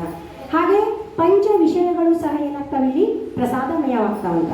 ಪಂಚ ವಿಷಯಗಳಂದ್ರೆ ಶಬ್ದ, ಸ್ಪರ್ಶ, ರೂಪ, ರಸ, ಗಂಧ ಇವೆಲ್ಲವೂ ಏನಾಗ್ತವ, ಪದಾರ್ಥ ಹೋಗಿ ಪ್ರಸಾದ ಆಗ್ತಾವ. ಆ ಪ್ರಸಾದ ಆಗ್ಯಾವಂದೆಲ್ಲ ಇವೇನು ಮಾಡ್ತಾವ, ಲಿಂಗಾಂಗ ಸಾಮರಸ್ಯ ಮಾಡಬೇಕಾದ್ರೆ ಇವು ಬಾಧಕ ಮಾಡದೆ ಸಾಧಕ ಆಗ್ತಾವ, ಸಹಾಯ ಮಾಡ್ತಾವ ಅಂತ. ನಮ್ಮ ಮನುಷ್ಯನಿಗೆ ಅತಿ ಅವಶ್ಯಕ ಆದಂತಹ ತನು, ಮನ, ಭಾವ, ಕರ್ಣೇಂದ್ರಿಯ ಮತ್ತು ಭೌತಿಕ ವಿಷಯಗಳೆಲ್ಲವೂ ಕೂಡ ನಾವು ಪ್ರಸಾದಮಯ ಆಗೋದ್ರಿಂದ ಅವು ನಾವು ಏನು ಮಾಡ್ತೀವಿ, ಲಿಂಗಯ್ಯನಿಗೆ ಅರ್ಪಣೆ ಮಾಡ್ತೀವಿ. ಇಲ್ಲಿ ಅರ್ಪಣೆ ಅಂದರೆ ಏನು ಅಂತಂದರೆ, ತನಗೆ ಯಾವ ಫಲ, ಪದ, ಭೋಗ, ಭಾಗ್ಯಗಳು ಬಯಸದೆ ಎಲ್ಲವೂ ಲಿಂಗಯ್ಯನಿಗಾಗಿ ಅರ್ಪಿಸಿ ಲಿಂಗಯ್ಯನಿಗಾಗಿ ನಾವು ಸಕಲ ಸತ್ಕಾರಗಳನ್ನು ಮಾಡೋದಾಗಿದೆ. ಈ ಸಕಲ ಸತ್ಕಾರ ಮಾಡಿದ ಪರಿಣಾಮವೇ ಪ್ರಸನ್ನತೆ. ಹಾಗಾಗಿ ಲಿಂಗಕ್ಕಾಗಿ ಮಾಡುವ ಮಾಟದಲ್ಲಿ ಪ್ರಸನ್ನತೆ ಇದೆ, ಆ ಪ್ರಸನ್ನತೆಯಲ್ಲಿಯೇ ಪ್ರಸಾದ ಐತಿ. ಹಾಗಾಗಿ ನಾವು ಏನು ಮಾಡ್ತೀವಿ, ಲಿಂಗಕ್ಕಾಗಿ ಮಾಡಬೇಕು. ಅದಕ್ಕೆ ಅಪ್ಪ ಬಸವಣ್ಣನವರು ಹೇಳ್ತಾರ, ಲಿಂಗಕ್ಕೆಂದೇ ನೆನೆವೆ, ಲಿಂಗಕ್ಕೆಂದೇ ಮಾಡುವೆ, ಲಿಂಗಕ್ಕೆಂದೇ ಕೊಡುವೆ ನಾನಯ್ಯ, ಸಕಲ ಪಡಿ ಪದಾರ್ಥಗಳೆಲ್ಲವೂ ಲಿಂಗಕ್ಕೆಂದೇ ಬಯಸುವೆ, ಅಂಗ ಗುಣವನ್ನರಿಯನಯ್ಯ, ಲಿಂಗಕ್ಕಾಗಿಯೇ ಕಾಮಿಸುವೆ ನಿಕಾಮಿಯಾಗಿ, ಎನ್ನ ತನು ಪ್ರಾಣ ಮನಾದಿಗಳೆಲ್ಲವೂ ಲಿಂಗದ ಸತಿಯರಾಗಿ ಲಿಂಗಕ್ಕೆಂದೇ ಬಯಸಿ ಲಿಂಗದ ಪ್ರಾಣಿಗಳಾದ ಕಾರಣ ಆ ಲಿಂಗಕ್ಕೆಂದೇ ಕೈಗೊಂಡೇನು ಅನರ್ಪಿತವ ನರಿಯನಯ್ಯ ಕೂಡಲ ಸಂಗಮ ದೇವ ಅಂತ ಹೇಳ್ತಾರೆ. ನೋಡ್ರಿ, ಪ್ರತಿಯೊಂದು ನಾ ಏನು ಕೆಲಸ ಮಾಡಿದ್ರು ಲಿಂಗಕ್ಕಾಗಿಯೇ ಮಾಡ್ತೀನಿ. ನಾ ಏನು ಕೊಟ್ಟರು ಕೂಡ ಲಿಂಗಕ್ಕಾಗಿಯೇ ಕೊಡ್ತೀನಿ. ನಾನು ಕೊಡೋದು ಮಾಡೋದು ನನ್ಗೆ ಏನದವ ಎಲ್ಲ ಕ್ರಿಯೆಗಳು ಕೂಡ ಲಿಂಗಕ್ಕಾಗಿಯೇ ನಾನು ಮಾಡ್ತೀನಿ ಅಂತ ಹೇಳ್ತಾರೆ. ಯಾಕೆ? ಅದೆಲ್ಲ ಶಿವನು ಕೊಟ್ಟಿದ್ದ ದೇಣಿಗೆ, ನನ್ನದನ್ನೋದು ಏನೂ ಇಲ್ಲ, ಎಲ್ಲವೂ ಆ ಪರಶಿವ ಕೊಟ್ಟಿದ್ದಕ್ಕಾಗಿ ಅವನಿಗೆ ನಾನು ಕೊಡ್ತೀನಿ.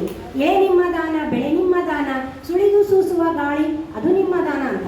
ಇಲ್ಲಿರುವಂತಹ ಪ್ರತಿಯೊಂದು ಅಣು ರೇಣು ತೃಣ ಕಾಯಗಳೆಲ್ಲವೂ ಆ ಪರಶಿವನ ಆಜ್ಞೆಯಿಂದ ನಡೆಯುವಂಥವು, ಅವನೇ ಕೊಟ್ಟಂತಹ ಕೊಡುಗೆ. ಹಾಗಾಗಿ ಪ್ರಸಾದ್ ಏನು ಮಾಡ್ತಾನೆ, ಪ್ರತಿಯೊಂದನ್ನು ಕೂಡ ಸಮರ್ಪಣಾ ಭಾವದಿಂದ ಆ ಒಂದು ಪರಶಿವ ಲಿಂಗಕ್ಕೆ ಅರ್ಪಿಸ್ತಾನೆ. ಹೀಗೆ ಅರ್ಪಣೆ ಮಾಡುವುದರಲ್ಲಿ ಕೂಡ 3 ಪ್ರಕಾರದ ಅರ್ಪಣೆಯನ್ನು ನಾವು ನೋಡ್ತೀವಿ. ಕಾಯಾರ್ಪಣ, ಕರ್ಣಾರ್ಪಣ, ಭಾವಾರ್ಪಣ. ಹೆಂಗಂದ್ರೆ ಈಗ ನಮ್ಮಲ್ಲಿರುವಂತಹ ಕೆಟ್ಟ ಕ್ರಿಯೆಗಳೆಲ್ಲ, ದುಷ್ಕ್ರಿಯೆಗಳನ್ನೆಲ್ಲ ಹೋಗಲಾಡಿಸಿ ಸತ್ಕ್ರಿಯಾ ಸಂಪನ್ನನಾದ್ರ ಅದೇನಾಗುತ್ತಲ್ಲಿ ಕಾಯಾರ್ಪಣ ಮಾಡ್ತಾನೆ. ಈ ಕಾಯಾರ್ಪಣದಿಂದ ಬಂದ ಫಲವೇ ಯಾವುದಂತಂದ್ರೆ ಈಗ ಇದು ಅಂತ ಯಾವ ಸಿದ್ಧ ಪ್ರಸಾದ, ಅದು ಆ ತನು ಏನಾಗುತ್ತಾ ಸಿದ್ಧ ಪ್ರಸಾದ ಆಗುತ್ತೆ. ಹಾಗೆ ನಮ್ಮ ಮನಸ್ಸಿನ ಕೆಟ್ಟ ಗುಣಗಳೆಲ್ಲ ಹೋಗಿ ಒಳ್ಳೆಯ ಗುಣಗಳು, ಸದ್ಗುಣಗಳು ನಮ್ಮಲ್ಲಿ ಬಂದ್ರೆ, ಸದ್ಗುಣ ಸಂಪನ್ನನಾದರೆ ಅದೇನಾಗುತ್ತಲ್ಲ ಕರುಣಾರ್ಪಣ. ಆ ಕರುಣಾರ್ಪಣದಿಂದ ಶುದ್ಧ ಪ್ರಸಾದವಾಗುತ್ತದೆ ನಮ್ಮ ಮನ. ಅದೇ ರೀತಿಯಾಗಿ ಮುಂದಿನ ನಮ್ಮ ಭಾವನೆಗಳು, ನಮ್ಮೊಳಗಿರುವಂಥ ಎಲ್ಲ ಕೆಟ್ಟ ಭಾವನೆಗಳು ಹೋಗಿ ಸದ್ಭಾವ ಸಂಪನ್ನನಾದರೆ ಅದೇನಾಗುತ್ತದ ಕಾಯಾರ್ಪಣ, ಕರುಣಾರ್ಪಣ, ಭಾವಾರ್ಪಣ ಆಗುತ್ತೆ. ಆ ಭಾವಾರ್ಪಣ ಆದಾಗ ಅಲ್ಲಿ ಏನು ಬರ್ತದ, ಪ್ರಸಿದ್ಧ ಪ್ರಸಾದವಾಗುತ್ತದೆ ನಮ್ಮದು ಭಾವ. ಈ ರೀತಿಯಾಗಿ ತನು ಮನ ಭಾವಗಳು ಕಾಯಾರ್ಪಣ, ಕರುಣಾರ್ಪಣ, ಭಾವಾರ್ಪಣದಿಂದ ಅವು ಏನಾಗ್ತಾವಂತ ಸಿದ್ಧ, ಶುದ್ಧ, ಪ್ರಸಿದ್ಧ ಪ್ರಸಾದ ಆಗಿ ಪರಿಣಮಿಸ್ತದ. ಈ ಪ್ರಸಾದವನ್ನು ನಾವು ಯಾರಿಗೆ ಕೊಡ್ಬೇಕಂತ, ಗುರು ಲಿಂಗ ಜಂಗಮರಿಗೆ ಕೊಡ್ಬೇಕಂತ. ಯಾಕಂದ್ರೆ ಈ ತನು ಮಲಿನ ಆಗಿರ್ತದ, ಅದು ಮುಂದೆ ಅದು ಶುದ್ಧ ಆಗೋದಲ್ಲಿ ಇದು ಇನ್ನೊಂದು ವಿಷಯ ವಿಕಾರಗಳಿಗೆ ಎಳೆಯದಂತೆ, ಎಳೆಯೋಕ್ಕಿಂತ ಮೊದಲೇನೆ ನಾವು ಏನು ಮಾಡ್ಬೇಕಂತ, ಗುರುಲಿಂಗ ಜಂಗಮರಿಗೆ ಅರ್ಪಿಸ್ಬೇಕು. ಅಂದರೆ ಗುರುವಿಗೆ ತನುವನ್ನು ಅರ್ಪಿಸೋದಲ್ಲದೆ ತನುವಿನ ಮಾಯ ಹರಿಯೋದು, ಲಿಂಗಕ್ಕೆ ಮನವನ್ನು ಅರ್ಪಿಸಿದಲ್ಲದೆ ಮನದ ಮಾಯ ಹರಿಯೋದು, ಜಂಗಮಕ್ಕೆ ಧನವನ್ನು ಅರ್ಪಿಸಿದಲ್ಲದೆ ಧನದ ಮಾಯ ಹರಿಯೋದು. ಇದು ಕಾರಣ ತ್ರಿವಿಧ ಕಲ್ಪಿಸಿ ತ್ರಿವಿಧವು ಪರಿಪೂರ್ಣವಾದರೆ ನಮ್ಮ ಅದೇ ಸದ್ಭಕ್ತನೆಂಬೆ ಅಖಂಡೇಶ್ವರ ಅಂತೇಳಿ ಷಣ್ಮುಖ ಶಿವಲಿಂಗ ಹೇಳ್ತಾರೆ. ತನು ಮನ ಭಾವಗಳವು ಇವು ಹೆಂಗಂದ್ರೆ ಇಷ್ಟಲಿಂಗ, ಪ್ರಾಣಲಿಂಗ, ಭಾವಲಿಂಗ ಆಗಿರೋದ್ರಿಂದ ನಮ್ಮ ತನು ಮನ ಭಾವವನ್ನು ಲಿಂಗಾರ್ಪಿತ ಮಾಡಬೇಕಂತ. ಅದು ಹೆಂಗೆ ಮಾಡ್ಬೇಕಂದ್ರೆ ಅದು ಮೀಸಲಿದ್ದಾಗಷ್ಟೇ ಮಾಡಕ್ಕೆ ಬರುತ್ತೆ. ನಮ್ಮ ತನು ಮನ ಭಾವಗಳು ವಿಷಯ ವಿಕಾರಗಳಿಗೆ ಮುಟ್ಟೋಕ್ಕಿಂತ ಮುಂಚೆಯೇ ಅದು ಮೀಸಲಿರ್ತಾವಲ್ಲ ಅವಾಗೇ ಮಾಡ್ಬೇಕಂತ. ಅದಕ್ಕೆ ಹೇಳ್ತಾರ, ಕಣ್ಣು ಮೀಸಲು ಶಿವನ, ಕೈ ಮೀಸಲು ಶಿವನ, ನಾಸಿಕ ಮೀಸಲು ಶಿವನ, ನಾಲಿಗೆ ಮೀಸಲು ಶಿವನ, ಕಿವಿ ಮೀಸಲು ಶಿವನ. ಈ ಮೀಸಲು ಬೀಸರ ಹೋಗರದಂತಿದ್ದರೆ ಆತನೇ ಸದ್ಭಕ್ತ ಕಾಣ ರಾಮನಾಥ ಅಂತ ಜೇಡರ ದಾಸಿಮೆಯನ್ನು ಹೇಳ್ತಾರೆ. ನಮ್ದು ಪ್ರತಿಯೊಂದು ಕೂಡ ನಮ್ಮ ಅಂಗಾಂಗ, ಈ ಏನು ಹೇಳ್ಯಾರ ಶತಸ್ಥಲ, ಪ್ರತಿಯೊಂದು ನಮ್ಮ ದೇಹಕ್ಕೆ ಅಂಗಕ್ಕೆ ಸಂಬಂಧಪಟ್ಟಿದೆ ಹೊರತು ಮತ್ತು ಬೇರೆ ಏನು ಇಲ್ಲ ಇದ್ರೊಳಗ. ಹಾಗಾಗಿ ನಮ್ದೆಲ್ಲರೂ ಕೂಡ ಮೀಸಲಾದಾಗ ಈ ಮೀಸಲು ನಾವು ನೋಡ್ರಿ ದೇವ್ರಿಗೆ ಕೊಡ್ಬೇಕಂದ್ರೆ ಮಕ್ಕಳು ಏನಾದ್ರು ತಿಂತಾರಂದ್ರೆ ಬೇಡ ಅಂತೀವಿ ನಾವು, ದೇವ್ರಿಗೆ ಹಿಡಿಯೋದೈತೆ ಅಂದ್ರೆ. ಹಂಗೆ ನಮ್ಮದು ತನು ಮನ ಭಾವಗಳೆಲ್ಲವೂ ಮೀಸಲಿದ್ದಾಗ ಮಾತ್ರ ನಾವು ಪರಮಶಿವ ಲಿಂಗಕ್ಕೆ ನಾವೇನು ಮಾಡಬೇಕು, ಅರ್ಪಣೆ ಮಾಡಬೇಕಂತ. ಹೆಂಗಂತಂದರೆ ಮತ್ತೇನಾದ್ರು ಅವ್ರು ಅರ್ಪಣೆ ಮಾಡ್ಬೇಕಂದ್ರೆ ಗುರುವಿಗೆ ತನುವನ್ನು ಅರ್ಪಿಸಬೇಕು, ಮನವನ್ನು ಅರ್ಪಿಸಬೇಕು, ಜಂಗಮಕ್ಕೆ ಮನವನ್ನು ಅರ್ಪಿಸಬೇಕು ಅಂತ ಹೇಳ್ತೀವಲ್ಲ. ಅದೇ ರೀತಿಯಾಗಿ ತನು ಮನ ಭಾವಗಳೆಲ್ಲ ಏನಾದ್ರು ಪ್ರಸಾದಮಯವಾದವು. ಈ ಪ್ರಸಾದಮಯ ಯಾಕಂತಂದ್ರೆ ಇದು ಬಯಸಿ ಬಂದಂಥ ಅಂಗ. ಈ ಬಯಸಿ ಬಂದಂಥ ಅಂಗದೊಳಗೆ ಬಯಸದೇ ಬಂದಂಥ ಲಿಂಗವನ್ನು ನಾವು ಪ್ರತಿಷ್ಠಾಪನೆ ಮಾಡ್ಕೊಂಡ್ರೆ ಈ ಅಂಗ ಏನಾಗುತ್ತೆ, ಲಿಂಗ ಆಗ್ತದೆ. ಅದಕ್ಕೆ ಬಯಸಿ ಬಂದುದು ಅಂಗಭೋಗ, ಬಯಸದೇ ಬಂದುದು ಲಿಂಗಭೋಗ. ಅಂಗಭೋಗ ಅನರ್ಪಿತ, ಲಿಂಗಭೋಗ ಪ್ರಕಾರ. ಬೇಕೆಂಬುದು ಕಾಯಗುಣ, ಬೇಡೆಂಬುದು ವೈರಾಗ್ಯ. ಬೇಕೆಂಬುವನು ಅಲ್ಲ, ಬೇಡೆಂಬುವನಲ್ಲ. ಈ ಉಭಯವ ನತಿಗಳೆದರೆ ಆತನೇ ಪ್ರಸಾದೀಕರಣ ಅಂಥೇಳಿ ಚನ್ನಬಸವಣ್ಣನವರು ತಮ್ಮ ಒಂದು ವಚನದಾಗ ಹೇಳ್ತಾರೆ. ಬಯಸಿ ಬಂದುದು ಅಂಗಭೋಗ, ಬಯಸಿ ಬಂದುದು ಅಂಗಭೋಗ, ಬಯಸದೆ ಬಂದುದು ಲಿಂಗಭೋಗ. ಬೇಕೆಂಬುದು ಕಾಯಗುಣ, ಬೇಡೆಂಬುದು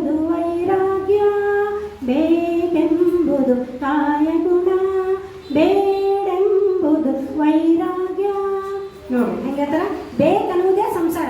ಅಪ್ಪರು ಹೇಳಿದ್ರು ಸಂಸಾರ ಅಂದ್ರೆ ಏನಂದ್ರೆ ನಮ್ಗೆ ಅದು ಬೇಕು ಇದು ಬೇಕು ಅಂತ ನಾವು ಏನಂತೀವಿ ಅದೇ ಸಂಸಾರ. ನಮ್ಗೆ ಏನು ಬೇಡ ಅಂತೇಳಿ ನಿರ್ಲಿಪ್ತತೆ ಇರ್ತೀವಿ, ಅದೇನು ವೈರಾಗ್ಯ. ಹಾಗಾಗಿ ನಾವು ಏನು ಮಾಡ್ಬೇಕಂತ ತನು ಮನ ಭಾವಗಳನ್ನು ಈ ರೀತಿಯಾಗಿ ಆ ಪರಮಾತ್ಮನಿಗೆ ನಾವು ಅರ್ಪಿಸ್ತೀವಿ. ಈ ಬಯಸಿ ಬಂದಂಥ ದೇಹದೊಳಗ ಬಯಸಿದೆ ಬಂದಂಥ ಲಿಂಗವನ್ನು ಇಟ್ಕೊಂಡು ನಾವು ಪ್ರಸಾದಿ ಆಗಬೇಕು. ಆ ಪ್ರಸಾದಿ ಆದ ನಂತರ ನಾವು ಪ್ರಸಾದವನ್ನು ಸ್ವೀಕಾರ ಮಾಡಬೇಕಲ್ಲ. ಸ್ವೀಕಾರ ಮಾಡುವಾಗಲೂ ಕೂಡ ತುತ್ತಿಗೊಮ್ಮೆ ನಾವೇನಂತ ಶಿವ ಶಿವ ಅಂತ ನೆನೆಸ್ಬೇಕಂತ. ಮೌನದಲ್ಲುಂಬುದು ಆಚಾರವೆಲ್ಲ ಲಿಂಗಾರ್ಪಿತವ ಮಾಡಿದ ಬಳಿಕ ತುತ್ತಿಗೊಮ್ಮೆ ಶಿವಶರಣ ನಿನ್ನುತ್ತಿರಬೇಕು. ಕೂಡಲ ಸಂಗಮ ದೇವರ ನೆನೆಯುತ್ತಲುಂಡರೆ ಕರ್ಣ ವೃತ್ತಿಗಳಡಗುವ ಅಂತ.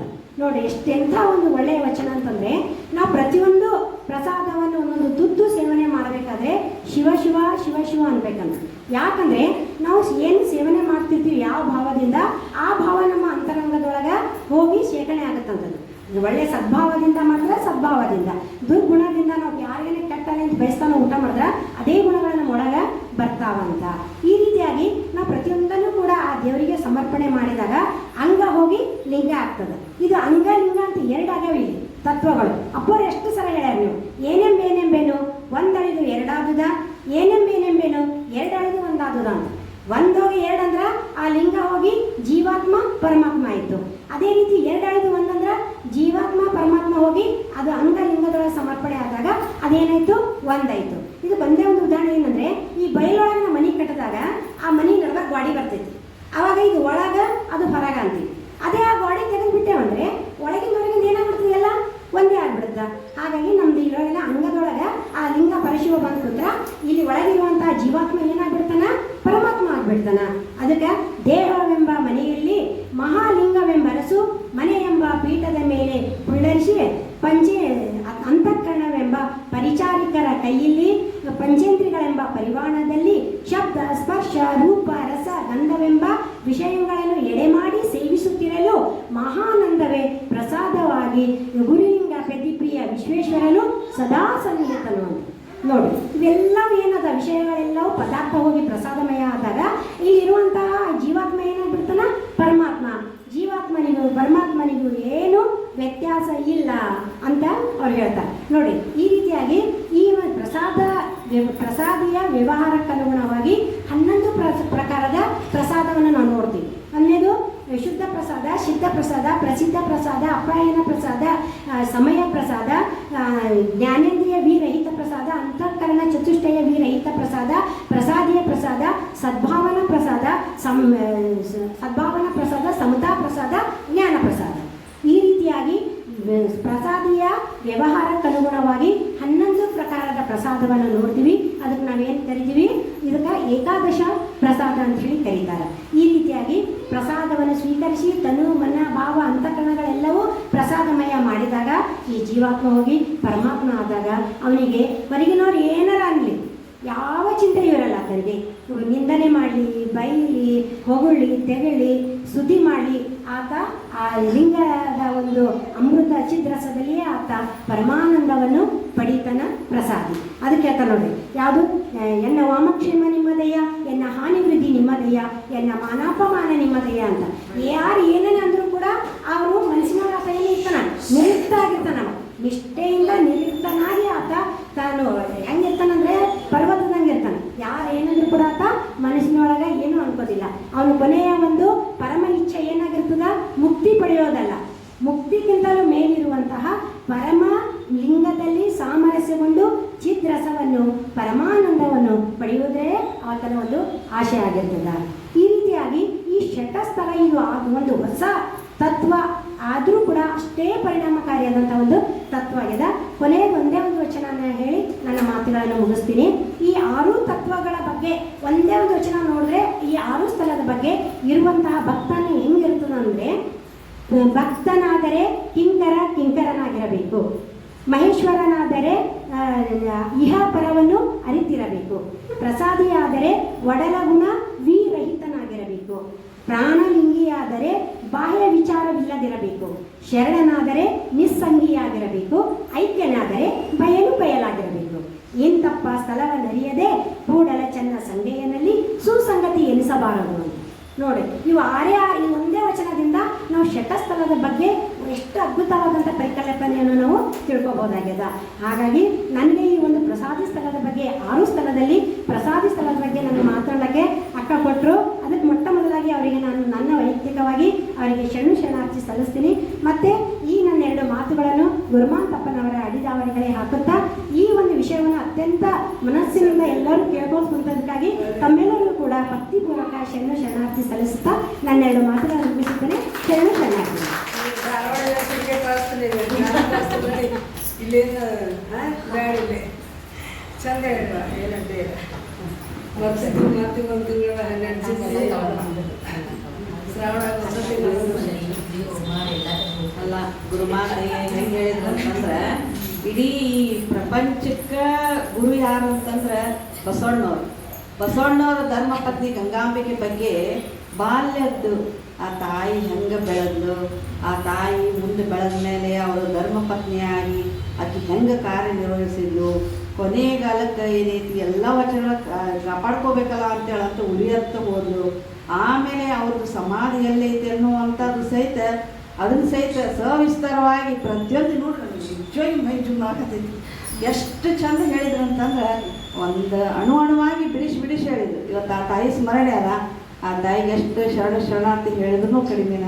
ಹಂಗೆ ಪ್ರಸಾದದ ಬಗ್ಗೆ ಹೇಳಿದ್ರು. ಏನಪ್ಪ ನಾವು ಏನು ತಿಳ್ಕೊಂಡಿದ್ವಿ ಪ್ರಸಾದ ಅಂದ್ರೆ ಬಡ ಅಡುಗೆ ಮಾಡೋದೈತಿ ದೇವ್ರಿಗೆ ಹೇಳಿ ಬಿಡೋದು ಇದು ಪ್ರಸಾದ ಹಂಗೆ ನಾವು ತಿಳ್ಕೊಂಡಿದ್ವಿ.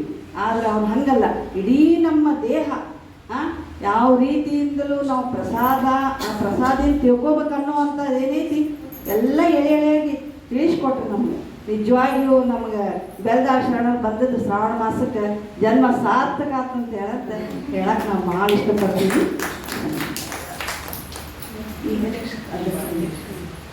ನಮ್ಮ ಅಕ್ಕನ ಬಳಗದ ಅಚ್ಚುಮೆಚ್ಚಿನ ಹಾಗೂ ನಮ್ಮ ಪ್ರೀತಿಯ ಮಾತೃ ತಾಯಿಯರಿಂದ 2 ಮಾತು.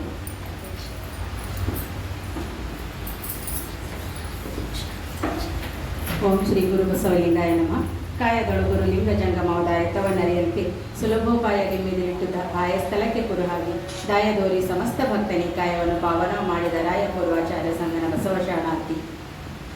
ಚಿತ್ತರಿಗೆ ಚಿಜ್ಯೋತಿ ಶ್ರೀ ವಿಜಯ ಮಹಾಂತ ಶಿವಗಳನ್ನು ಮತ್ತು ದೊಡ್ಡಪರಣ ಮನದಲ್ಲಿ ನೆಲೆತ ಪರಮ ಪೂಜ್ಯ ಗುರುಮಹಾಂತ ಪೂಜ್ಯರ ಪಾದಗಳಿಗೆ ಪೊಡಮಟ್ಟು ಶೀಗಿ ಹುಣ್ಣಿಮೆ ಮತ್ತು ಶರಣ ಗಂಗಾಂಬಿಕೆಯ ಸ್ಮರಣೆಯ ಪ್ರಯುಕ್ತ ಏರ್ಪಡಿಸಿದಂತಹ ಈ ಕಾರ್ಯಕ್ರಮಕ್ಕೆ ಆಗಮಿಸಿದಂತಹ ಎಲ್ಲ ಶರಣ ತಾಯಂದರಿಗೂ ಭಕ್ತಿಪೂರ್ವಕ ಶರಣಾರ್ಥಿಗಳು. ಇವತ್ತು ಕೊಟ್ಟಂತಹ ವಿಷಯ ಅವರಿಗೆ ಪ್ರಸಾದ, ಅದ್ರ ಜೊತೆಗೆ ಇವತ್ತಿದ್ದಂತಹ ಸ್ಮರಣೆ ಗಂಗಾಂಬಿಕೆಯವರ ಸ್ಮರಣೆ. ಗಂಗಾಂಬಿಕೆಯವರ ಕುರಿತು ಅವ್ರು ಹೇಳ್ಕೊಂಡ್ರು, ಜೊತೆಗೆ ಪ್ರಸಾದದ ಬಗ್ಗೆನೂ ಹೇಳ್ಕೊಂಡ್ರು. ಪ್ರಸಾದದ ಯಾವ ಪಾಠನೂ ಉಳಿಸ್ಲಿಲ್ಲ ಅಂತ ಹೇಳ್ತೀವಿ. ಅಂದರೆ ನಮ್ಮ ಶರಣ ತಾಯಂದಿರು ಎಷ್ಟು ಪ್ರಬುದ್ಧವಾದಂಥ ವಿಷಯವನ್ನು ಸಹಿತ ಎಷ್ಟು ಸರಳವಾಗಿ ವಿಷಯವನ್ನು ಮಂಡನೆ ಮಾಡುವಷ್ಟು. ಅಂದರೆ ನೀವು ಎದಕ್ಕೆ ನಾನು ಇದನ್ನು ಮಹತ್ವ ಕೊಡತ್ತೀನಿ ಅಂತಂದ್ರೆ, ನೀವು ಅದನ್ನು ಹೇಳ್ಬೇಕನ್ನೋದು ಓದ್ತಿರಲ್ಲ ಪರ್ಫೆಕ್ಟ್ ಆಗ್ತದೆ. ನೀವು ಹಂಗೆ ಓದ್ರಿ ಅಂತ ಹೇಳಂದ್ರೆ ಓದೋದಿಲ್ಲ, ಅದನ್ನ ನೆನಪು ಮಾಡ್ಕೊಳ್ರಿ ಅಂತಂದ್ರೂ ಆಗೋದಿಲ್ಲ. ಮನೆಯೊಳಗೆ ಇನ್ನೊಂದು ರಿಕಾಲ್ ಮಾಡ್ಕೊಳ್ರಿ ಅಂತ ಹೇಳಂದ್ರೆ ಆಗೋದಿಲ್ಲ. ಇಲ್ಲಿ ನೀವು ಬಂದು ಹೇಳ್ತೀರಿ ಅಂತಂದಾಗ ಏನು ಮಾಡ್ತೀವಿ, ಅದ್ರ ಬಗ್ಗೆ ಹೆಚ್ಚಿನ ವಿಷಯನ ಕಲೆಕ್ಟ್ ಮಾಡಿ ಅವ್ರು ಹೇಳಿದಕ್ಕಿಂತಲೂ ಹೆಚ್ಚಿನ ವಿಷಯ ಬಂದಿಲ್ಲ. ಹಾಗಾಗಿ ಹೆಚ್ಚಿನ ವಿಷಯವನ್ನು ಕಲೆಕ್ಟ್ ಮಾಡೋದಕ್ಕೂ ನೋಡ್ತೀವಿ ನಾವು. ಅದ್ರ ಬಗ್ಗೆ ನಿಮಗೆ ಯಾಕಂದ್ರೆ ಇಲ್ಲಿ ಓದಕ್ಕೆ ಶುರು ಮಾಡಿದ್ರೆ ಅಂದ್ರೆ ಇಷ್ಟು ವಿಷಯ ಐತೆ ಅದನ್ನು ಓದ್ಕೊಂತ ಹೋದಾಗ ನಮಗೆ ಹೌದಲ್ಲ, ಬರೀ ಪ್ರಸಾದ ಅಂದ್ರೆ ಇದರ ಅರ್ಥ ಇಷ್ಟು ವಿಶಾಲವಾಗಿ ಇಷ್ಟು ವ್ಯಾಪ್ತಿ ಆಗೈತಿ ಅನ್ನುವಂಥದ್ದು. ಪ್ರತಿಯೊಂದ್ರ ಬಗ್ಗೆನೂ ನನಗೆ ಭಕ್ತ ಅಂತಂದ್ರೆ ನಾ ಅದನ್ನು ಓದ್ಕೊಂತ ಹೋದ್ರೆ ಅಂದ್ರೆ ನಾವು ನಿಜವಾಗ್ಲೂ ಭಕ್ತರಾಗೇ ಇಲ್ಲ ಇನ್ನು ಅನ್ನುವಂಥದ್ದು ನಮ್ಗೆ ಅರಿವಿಗೆ ಬರ್ತೈತಿ. ಅಂದ್ರೆ ನಮ್ಮಲ್ಲಿ ಯಾವ ಗುಣನೂ ಅಳೋದಿಲ್ಲ, ಯಾವ ಒಂದು ಗುಣನೂ ಅಳೋದಿಲ್ಲ ಅಂದ್ರೆ ನಾವು ಭಕ್ತ ಹೆಂಗಾಗ್ತೀನಿ ಅಂತ ಹೇಳಿ ಅದನ್ನು ನಾವು ಓದ್ಕೊಂತ ಹೋದಾಗ ಅಂತೇಳಿ ಇಲ್ಲಿ ಕೂಡ ಹೇಳಿದ್ರು, ಸಿದ್ಧ ಶುದ್ಧ ಪ್ರಸಿದ್ಧ ಪ್ರಸಾದ. ಅಲ್ಲಿ ನಾವು ಆಗ್ಬೇಕಾದಂಥದ್ದು ಮೊದಲು ಎಲ್ಲವೂ ಕೂಡ ಏನಿರ್ತೈತಿ ಅಂತಂದ್ರೆ ಪದಾರ್ಥ ಇರ್ತೈತಿ. ಅದನ್ನು ಪರಮಾತ್ಮನಿಗೆ ಅರ್ಪಿಸಿದಾಗ ಮಾತ್ರ ಪ್ರಸಾದ ಅನ್ನುವಂಥದ್ದು. ಅಕ್ಕನ ಯೋಗಾಂಗ 3D ನಾವು ನೋಡ್ಕೊಂತ ಹೋದಾಗ ಎಲ್ಲದರಲ್ಲೂ ಅಕ್ಕ ಬಹಳ ಒತ್ತು ಕೊಟ್ಟು ಹೇಳೋದು ಅಂತಂದ್ರೆ ಅಂಗಗುಣ ಕಳ್ಕೊಂಡದ್ದನ್ನ ಹೇಳ್ತಾಳಲ್ಲಿ. ಅಂಗಗುಣ ಅಳಿದು ಅಂಗದಾಶ್ರಯ ಉಳಿದು ಲಿಂಗದಾಶ್ರಯ ಉಳಿದು ಲಿಂಗವು ಮನವು ಲಿಂಗದೊಳಗೆ ಉಳಿದ ಕಾರಣ ಅಂಗಗುಣ ಎನೆಗೆ ನಿಂತಿಲ್ಲ ಅಂತ ಹೇಳ್ತಾ. ಅಂದ್ರೆ ಅಲ್ಲಿ ನೋಡಿ ಇಷ್ಟು ಕಾನ್ಫಿಡೆಂಟ್ ಆಗಿ ಹೇಳ್ಬೇಕಂದ್ರೆ ಅಂಗಗುಣಗಳನ್ನು ಎಷ್ಟೊಂದು ಕಳ್ಕೊಂಡಿದ್ದು ಎಲ್ಲವನ್ನ ಲಿಂಗಕ್ಕೆ ಸಮರ್ಪಿತ. ಇಲ್ಲೇನು ಪ್ರಸಾದ ಭಾವ ಬಂತಲ್ಲ, ಪ್ರಸಾದ ಪ್ರಸನ್ನತೆಯ ಭಾವ. ಈಗ ಒಂದು ಹಂಗೆ ನಮ್ಗೆ ಇಲ್ಲಿ ಒಂದು ಹೂ ಉದುರ್ತಿರ್ತೈತಿ, ನಂಗೆ ಪ್ರಸಾದ ಸಿಕ್ತು. ಹೂವನ್ನು ಅದು ತಿನ್ನುವ ವಸ್ತು ಅಲ್ಲ, ನಾವು ತಿನ್ನುವ ವಸ್ತುವನ್ನು ಮಾತ್ರ ಪ್ರಸಾದ ಅನ್ಕೊಂಡಿವಿ. ಒಂದು ನುಡಿ ಪ್ರಸಾದ ಅಂತ ಹೇಳ್ತೀವಿ, ಅವರಿಂದ ಒಂದು ಸಿಕ್ತು ಅಂತೇಳಿ. ನನ್ನಲ್ಲಿ ಪ್ರಸನ್ನತೆಯ ಭಾವವನ್ನು ಹಸ್ಕೊಂಡಾಗ ಒಂದು ತಣ್ಣನು ನಮಗೆ ಪ್ರಸಾದ. ಹೌದಾ, ನನಗೆ ಏನೋ ಒಂದು ಸಮಾಧಾನದ ಮಾತುಗಳು ಸಹಿತ ಪ್ರಸಾದ, ನನ್ನ ನೋವನ್ನು ದೂರ ಮಾಡುವಂಥದ್ದು ಸಹಿತ ವಿಷಯ ನಮಗೆ ಪ್ರಸಾದ. ಅದು ಮೊದಲು ವಸ್ತು ವಿಷಯ ಪದಾರ್ಥ ಇದ್ದಂತಹದ್ದು ನನಗೆ ಒಳ್ಳೆಯದನ್ನ ನನ್ನಲ್ಲಿ ಒಂದು ಪ್ರಸನ್ನತೆಯ ಭಾವವನ್ನು ಮೂಡಿಸ್ತು ಅಂತಂದ್ರೆ ಅದು ಪ್ರಸಾದ ಅನ್ನುವಂಥದ್ದು ಆಗ್ತೈತಿ. ಅದ್ರ ಜೊತೆಗೆ ನಾವು ಇನ್ನೊಂದು ಹೇಳಬೇಕು ಅಂತ ಹೇಳಂದ್ರೆ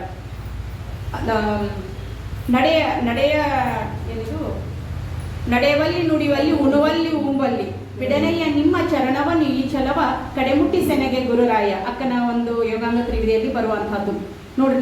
ನಡೆ ನುಡಿ ಉಣ್ಣೋದು ಉಂಬೋದು ಅಂದ್ರೆ ಎಲ್ಲವೂ ಸಹಿತ ಲಿಂಗಕ್ಕೆ ಸಮರ್ಪಿತ ಮಾಡಿದಾಗ ಮಾತ್ರ ಏನಾಗ್ತೈತಿ ಅಂತಂದ್ರೆ ಆ ಛಲವನ್ನು ಅವಳು ಏನು ಮಲ್ಲಿಕಾರ್ಜುನನ್ನು ಕಾಣಬೇಕು ಅನ್ನುವಂಥದ್ದು ಒಂದು ಛಲವನ್ನು ಹೊಡ್ಕೊಂಡಿದ್ಲು, ಅದನ್ನ ನನಗೆ ಮುಟ್ಟಿಸಪ್ಪ ಅನ್ನುವಂಥದ್ದನ್ನ ಕಡೆ ಮುಟ್ಟಿ ಸೆನೆಗೆ ಗುರುರಾಯ ಅಂತ ಹೇಳಿ ಹೇಳ್ತಾರೆ. ಅಂದ್ರೆ ಸಂಪೂರ್ಣ ಎಲ್ಲವನ್ನ ನಾವು ಪರಮಾತ್ಮನಿಗೆ ಅರ್ಪಿಸಿದಾಗ ನನಗೆ ನೋವು ಅನ್ಸೋದಿಲ್ಲ, ನಲಿವು ಅನ್ಸೋದಿಲ್ಲ. ಕುಗ್ಗದೆ ಇರುವಂತಹ ಒಂದು ಸಮಸ್ಥಿತಿ ಭಾವ, ಎಲ್ಲದರಲ್ಲೂ ನಾವು ಕಾಯ್ಕೊಳ್ಬೇಕಾಗಿದ್ದ ಏನಂತಂದ್ರೆ ಸಮಸ್ಥಿತಿ ಭಾವ ಅನ್ನುವಂಥದ್ದನ್ನ ಇಲ್ಲಿ ಪಂಚ ವಿಷಯಗಳ ಬಗ್ಗೆ ಹೇಳಿದ್ರು. ನಮ್ಮಲ್ಲಿ ಇರುವಂತಹ ಪಂಚ ಜ್ಞಾನೇಂದ್ರಿಯಗಳೇನದಾವ ಅದರಿಂದ ಉತ್ಪತ್ತಿ ಆಗುವಂತಹ ಅದಕ್ಕೆ ಸಮಾನಾಗಿ ಇರುವಂತಹ ಶಬ್ದ ಸ್ಪರ್ಶ ರೂಪರಸಗಂಧ ಅಂತ ಹೇಳ್ತೀವಿ. ಅವುಗಳಿಗೆ ನಾವು ಒಳಗಾಗ್ತೀವಿ. ಅಂದ್ರೆ ಮಾಯ ಅಂತಂದ್ರೆ ಏನು, ಒಂದು ಸ್ಟಾರ್ಟಿಂಗ್ ಒಂದು ವಚನ ಹೇಳಿದ್ರು, ಅರಿತೊಡೆ ಶರಣ ಮರೆತೊಡೆ ಮಾನವ ಅನ್ನುವಂಥದ್ದನ್ನ. ನಾವು ಮರೆವೆಗೆ ಒಳಗಾದ್ವಿ ಅಂತಂದ್ರೆ ಮಾಯಾ ಮಕ್ಕಳಾಗ್ತೀವಿ. ನಾವು ಮಾಯೆಗೆ ಒಳಗಾದಂತ ನನ್ನ ಜೀವನದ ಗುರಿ ಏನು, ನಾನು ಎಲ್ಲವನ್ನ ಈ ಒಂದೆರಡಾಗುವಂಥದ್ದು ಏನು ಹೇಳಿದ್ರಲ್ಲ, ನಾನು ಎರಡಳಿದು ಒಂದಾಗಬೇಕು, ಅದು ನನ್ನ ಜೀವನದ ಮೂಲ ಉದ್ದೇಶ, ಮೂಲ ಗುರಿ. ಅದನ್ನ ಮರೆಸೋದು ಮಾಯಿ, ಅದು ಜ್ಞಾಪಿಸೋದು ಅರಿವು ಅಂತ ಹೇಳಿ. ಅದಕ್ಕಾಗಿ ನಾವು ಎಲ್ಲವನ್ನ ಒಟ್ಟು ನಾವು ಅಲ್ಲಿ ಎಲ್ಲವನ್ನ ಇವ್ರು ಏನ್ ಮಾಡ್ತಾರ, ಸಂಗೈಗೆ ಅರ್ಪಣೆ ಮಾಡಿದೆ ಅಂತ ಹೇಳ್ತಾರ. ಅಕ್ಕ ಮಹಾದೇವಿ ಚನ್ನ ಮಲ್ಲಿಕಾರ್ಜುನನೇ ಅರ್ಪಣೆ ಮಾಡಿದ್ದು ಅಂತೇಳಿ. ಅಂದ್ರೆ ತನ್ನ ತಮ್ಮ ಆರಾಧ್ಯ ದೈವವನ್ನ ನೆನೆಸೋದು ಎದಕ್ಕೆ ಅಂತಂದ್ರೆ ಆ ಆರಾಧ್ಯ ದೈವ ನನ್ನೊಳಗಿನ ಚೈತನ್ಯವನ್ನ ಜಾಗೃತ ಮಾಡ್ತಾ ಇರ್ತೀವಿ. ನನ್ನೊಳಗಿನ ನನ್ನನ್ನು ತಪ್ಪಾಗದೆ ಇರೋ ರೀತಿಯಲ್ಲಿ ನನ್ನ ನೋಡ್ಕೊಂತಿರ್ತೈತೆ ಅದು. ಅದಕ್ಕಾಗಿ ನಾವು ಯಾಕೆ ಒಂದು ಆರಾಧ್ಯ ದೈವ ಅದರೊಳಗೆ ನನ್ನ ಮನಸ್ಸಿನಲ್ಲಿ ಈಗ ನಾವು ಒಂದು ನ್ಯೂಟನ್ಸ್ ಲಾ ಇದನ್ನ ಹೇಳುವಾಗ ಒಂದು ಪ್ಲೇಸ್ನಲ್ಲಿ ಇಬ್ರು, ಈಗ ಅವ್ರಲ್ಲಿ ಒಬ್ರು ಕುಂತಾರ ಅಂದ್ರೆ ಮತ್ತೊಬ್ಬರನ್ನ ಆಕ್ಯುಪೈ ಮಾಡಕ್ ಆಗೋದಿಲ್ಲ. ಆ ಪ್ಲೇಸ್ನಾಗ ಅವ್ರು ಎದ್ದಾಗ ಮತ್ತೊಬ್ಬರಲ್ಲಿ ಬಂದು ಕೂತ್ಕೋಬಹುದು. ಹಂಗ ನನ್ನ ಮನಸ್ಸಿನೊಳಗ ಪರಮಾತ್ಮನಿಗೆ ನಾವು ಜಾಗ ಕೊಟ್ರಂದ್ರೆ ಬೇರೆ ಕೆಟ್ಟ ಅಂಶಗಳಿಗೆ ಅಲ್ಲಿ ಜಾಗ ಇಲ್ಲ ಅಂತೇಳಿ. ಅದಕ್ಕಾಗಿ ಆ ಅಂಶದಲ್ಲಿ ನಮ್ಮ ಮನಸ್ಸು ಹೆಂಗಿರ್ಬೇಕಂತಂದ್ರೆ ಬುಧದ್ವಾರದ ರೀತಿಯಲ್ಲಿ ಇರ್ಬೇಕಂತ. ಅದು ಪ್ರತಿದಿನ ಹೊಲಸನ್ ಹೊರಗೆ ಹಾಕುವಂಗ ನಮ್ಮ ಮನಸ್ಸು ಕೂಡ ಮಾಯಾಮಲಗೆ ಅಂತಂದ್ರೆ ಈಗ ಅದನ್ನು ಹೇಳ್ಕೊಂಡ್ರೆ ಅವ್ರು ಆ ಶಬ್ದಗಳನ್ನ ಹೇಳಿಲ್ಲ, ಅಷ್ಟ ಮಲತ್ರಯಗಳನ್ನ ಹೇಳಿಲ್ಲ ಅವರು. ಆ ರೀತಿ ನಾನು ಸ್ವಚ್ಛ ಆಗ್ತಾ ಹೋದಾಗ ಪ್ರಸಿದ್ಧ ಪ್ರಸಾದ, ಶುದ್ಧ ಪ್ರಸಿದ್ಧ ಪ್ರಸಾದ ನಮ್ಗೆ ಒಲಿಯೋದಕ್ಕೆ ಸಾಧ್ಯ. ನಂದು ಇನ್ನೊಂದು ನಾವು ತಿಳ್ಕೊಬೇಕಾಯ್ತು, ಗುರುಲಿಂಗ ಜಂಗಮಕ್ಕೆ ಅರ್ಪಿಸ್ಬೇಕು ಅಂತ. ತನು ಮನ ಧನವನ್ನ, ಧನ ಅಂದ್ರೆ ಆತ್ಮ, ಇಲ್ಲಿ ನಾವು ನೆನ್ಪಿಟ್ಕೋಬೇಕಾಗಿತ್ತು.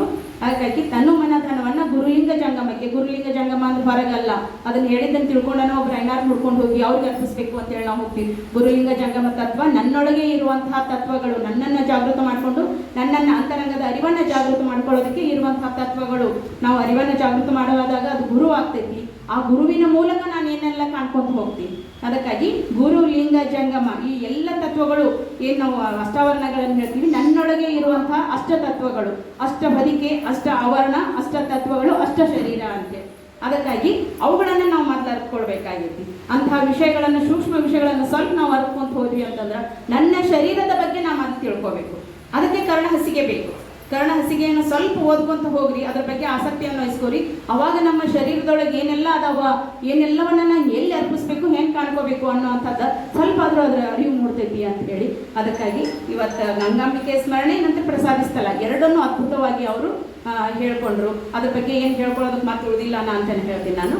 ಹಾಗಾಗಿ ಮುಂದಿನ ವಾರ ಪ್ರಸಾದಿ ಆದಮೇಲೆ ಇದ್ರದಲ್ಲ ಪ್ರಾಣಲಿಂಗ ಅನುಪಮ ಹೇಳ್ಕೊಂತೀರಿ. ಹೌದಾ? ಹಾಂ ಹೌದಾ. ಎರಡು ದಿನ ರೆಡಿ ಆಗ್ತೀವಿ, ಹಂಗಂತ ಬಿಟ್ಟು ಈ ಪೂರ ಒಂದು ತಿಂಗಳು ಹೋಗ್ಬಿಡ್ತೈತೆ. ಅದಕ್ಕೆ ಶುಕ್ರವಾರಕ್ಕೆ ಒಮ್ಮೆಲ್ಲ ಒಂದು ತಾಸನೇ ಪ್ರಿಪೇರ್ ಆಗಿ ಬಂದು ಹೇಳ್ರಿ ಅಂತ. ಈ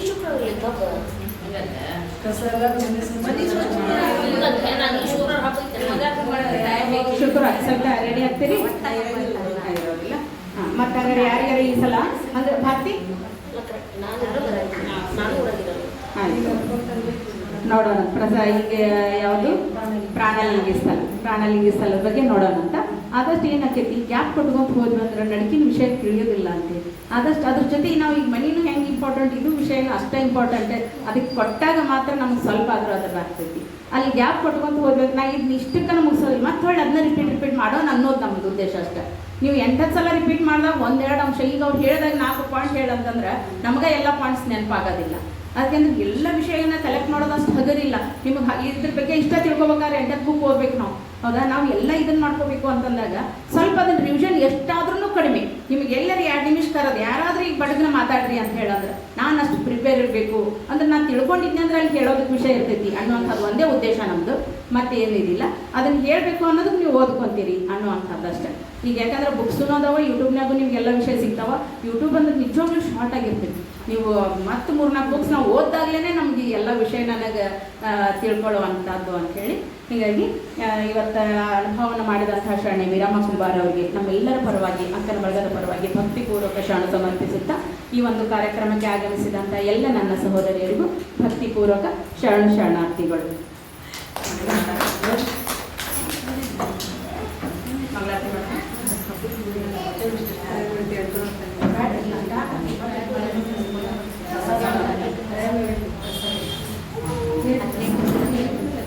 ಇನ್ನೊಂದು ಬರ್ತೇನೆ, ಇನ್ನೊಂದು ಹೇಳೋದು ಬರ್ತೇನೆ ನಿಮ್ಗೆಲ್ಲರಿಗೂ. ಇವತ್ತು ನಾನು ಪ್ರಸಾದ್ ಬಗ್ಗೆ ಹಂಗೆ ಮಾತಾಡತ್ತಿದ್ದೆ, ಮೊನ್ನೆ ಅವ್ರಿಗೆ ಹೇಳಕತ್ತಾಗನ ಅವ್ರು ಇಲ್ರಿ ಯಾಕೆ ಇವತ್ತು ನಾನು ಏನು ಪ್ರಸಾದ್ ನಾನ ಮಾಡಿಸ್ತೀನಿ ಅಂತ ಹೇಳಿ ವೀರಮ್ಮ ಕುಂಬಾರ ಅವರು ಇವತ್ತಿನ ಪ್ರಸಾದ ನಮಗೆಲ್ಲರಿಗೂ ಬಿಸಿ ಉಪ್ಪಿಟ್ಟು ಸೀರಾ ಅವರ ಮಾಡ್ಸಾರ ಇವತ್ತು. ಅವರಿಗೂ ಕೂಡ ಅದು ಮತ್ತೊಮ್ಮೆ ಅವರಿಗೆ ನಾನು ಈ ಒಂದು ಅಕ್ಕನ ಬಳಗದ ಪರವಾಗಿ ಭಕ್ತಿಪೂರ್ವಕ ಶರಣ ಸಮರ್ಪಿಸ್ತೇನೆ.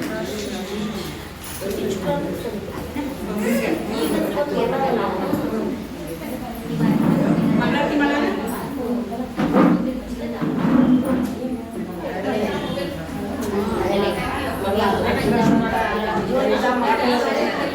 ಅವರು ಭಾಳ ಭಾಳ ಆಮೇಲೆ ಪ್ರಾಣದೇಶ ಹೇಳಕತ್ತಾರ, ಯಾರಾದ್ರೂ ಹೇಳ್ರಿ, ಅವ್ರಿಗೂ ಮನಸ್ಸು ಖುಷಿ ಆಗ್ತೈತಿ. ಯಾಕೆ ಮಾಡಬೇಡ್ರಿ ಅಂತಾರ, ಯಾರು ಹೇಳ್ರಿ.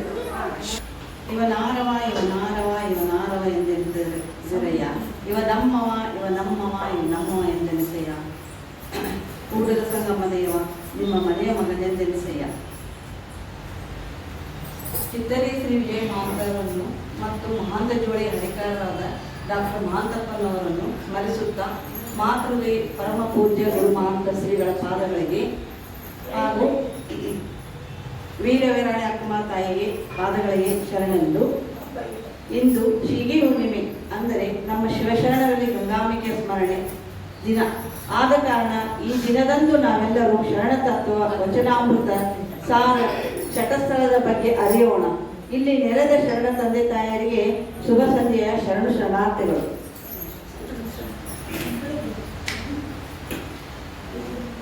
ಈಗ ವೇದಿಕೆಯನ್ನು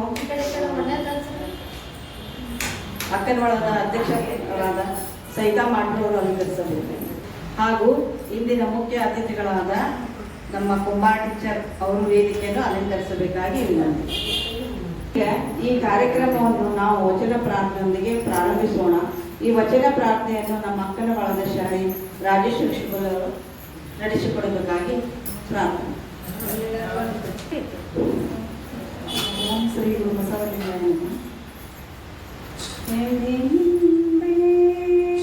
ಮಾವಿನ ಮಾದಲ ಗಿಡಗೆ ಕುಳಿ ನೀರೆರೆದವರಾರಯ್ಯ, ಕುಳಿ ನೀರೆರೆದವರಾರಯ್ಯ.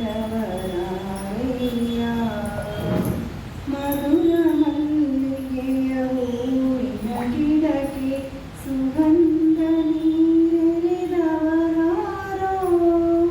ಮಧುರ ಮಲ್ಲಿಗೆಯ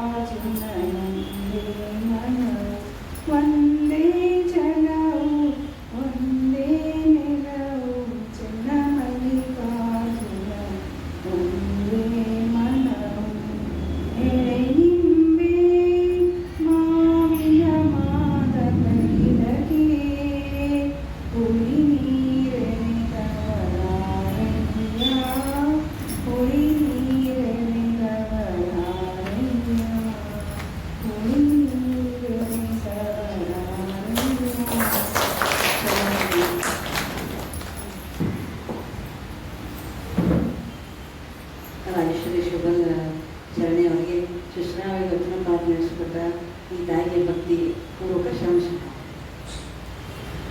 ಈಗ ಇಂದಿನ ಕಾರ್ಯಕ್ರಮಕ್ಕೆ ಎಲ್ಲ ಶರಣರಿಗೆ ಸ್ವಾಗತವನ್ನು ಶರಣಿ ಭಾರತಿ ಶರಣರಲ್ಲಿ ಕೇಳ್ಕೊಳ್ತೀವಿ. ಇದು ಬಸವಲಿಂಗಾಯ ನಮಃ. ಎನ್ನ ಗತಿಮತಿ ನೀನೆ ಕಂಡಯ್ಯ, ಎನ್ನ ಗುರು ಪರಮ ಗುರು ನೀನೆ ಕಂಡಯ್ಯ, ಎನ್ನ ಅಂತರಂಗದ ಜ್ಯೋತಿಯು ನೀನೆ ಕಂಡಯ್ಯ. ಕೂಡಲ ಸಂಗಮ ದೇವ, ಎನಗೆ ನೀನೇ ಗುರು, ನಿನಗೆ ನಾನೇ ಶಿಷ್ಯನೆಂಬುದನ್ನು ನೀನೇ ಬಲ್ಲೆ.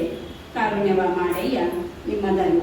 ಬಸವಾದಿ ಪ್ರಮಥರನ್ನ ಮಂದಿರದಲ್ಲಿ ಸ್ಮರಿಸುತ್ತಾ ಚಿತ್ತರಗೀಚಿ ಜ್ಯೋತಿ ಶ್ರೀ ವಿಜಯ ಮಹಾಂತರನ್ನ ಪರಮ ಪೂಜ್ಯ ದೊಡ್ಡಪ್ಪನವರ ದಿವ್ಯ ಚೈತನ್ಯ ಹಣೆಮನೆದು ಸದುವಿನಯದ ಸಾಕಾರ ಮೂರ್ತಿಗಳು ನಮ್ಮ ನಿಮ್ಮೆಲ್ಲರ ಮಾರ್ಗದರ್ಶಕರು ಆದಂಥ ಗುರುಮಾಂತಪ್ಪನವರ ಪಾದಗಳಿಗೆ ಭಕ್ತಿ ಪರಿಸರವಾಗಿ ಪಡಮಟ್ಟು ಇವತ್ತಿನ ದಿವಸ ಗಂಗಾಂಬಿಕಾ ತಾಯಿಯವರ ಸ್ಮರಣೆಯ ನಿಮಿತ್ತ ಇವತ್ತು ಈ ಕಾರ್ಯಕ್ರಮದ ಮುಖ್ಯ ಅತಿಥಿಗಳಾದಂಥ ಶರಣೆ ವೀರಮ್ಮ ಕುಂಬಾರ ಟೀಚರ್ ಇವರಿಗೂ ನಮ್ಮ ಎಲ್ಲ ಅಕ್ಕನ ಬಳಗದ ಅಧ್ಯಕ್ಷರು ಮತ್ತು ಸರ್ವ ಸದಸ್ಯರ ಪರವಾಗಿ ಅದೇ ಥರನಾಗಿ ನಮ್ಮ ಕ್ರಿಯಾಶೀಲ ಅಧ್ಯಕ್ಷರಾದಂಥ ಶರಣಿ ಸವಿತಕ್ಕ ಮಾಟೂರವರಿಗೂ ಕೂಡ ನಮ್ಮ ನೀವೆಲ್ಲರ ಪರವಾಗಿ ಆತ್ಮೀಯ ಸ್ವಾಗತವನ್ನು ಕೊಡುತ್ತೇನೆ. ಈ ಕಾರ್ಯಕ್ರಮದಲ್ಲಿ ಭಾಗವಹಿಸಿದಂಥ ಎಲ್ಲ ಹಿರಿಯ ತಾಯಂದಿರಿಗೂ ನನ್ನ ಸೋದರಿಯರಿಗೂ ಪ್ರೀತಿಯ ಭಕ್ತಿಪೂರ್ವಕ ಸ್ವಾಗತವನ್ನು ಕೋರುತ್ತೇನೆ. ಎಲ್ಲರಿಗೂ ಶರಣ.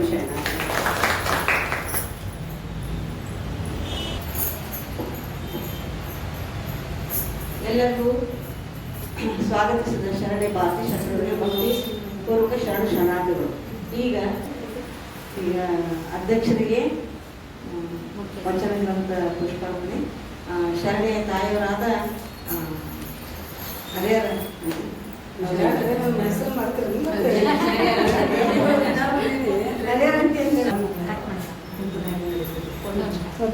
ಫೋಟೋನ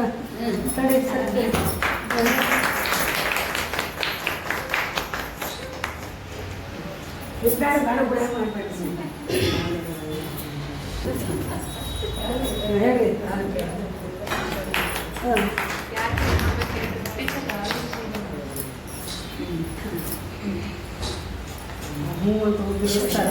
ಇಂದಿನ ಕಾರ್ಯಕ್ರಮಕ್ಕೆ ಮುಖ್ಯ ಅತಿಥಿಗಳಾಗಿ ಆಗಮಿಸಿದ ಶರಣಿ ವೀರಮ್ಮ ಕುಂಬಾರ ಅವರ ಪರಿಚಯವನ್ನು ಶರಣಿ ಲಂತಾ ಅಂಗಡಿಯವರು ಮಾಡಿಕೊಡಬೇಕೆಂದು ಅವರಲ್ಲಿ ಪ್ರಾರ್ಥಿಸುತ್ತೇವೆ.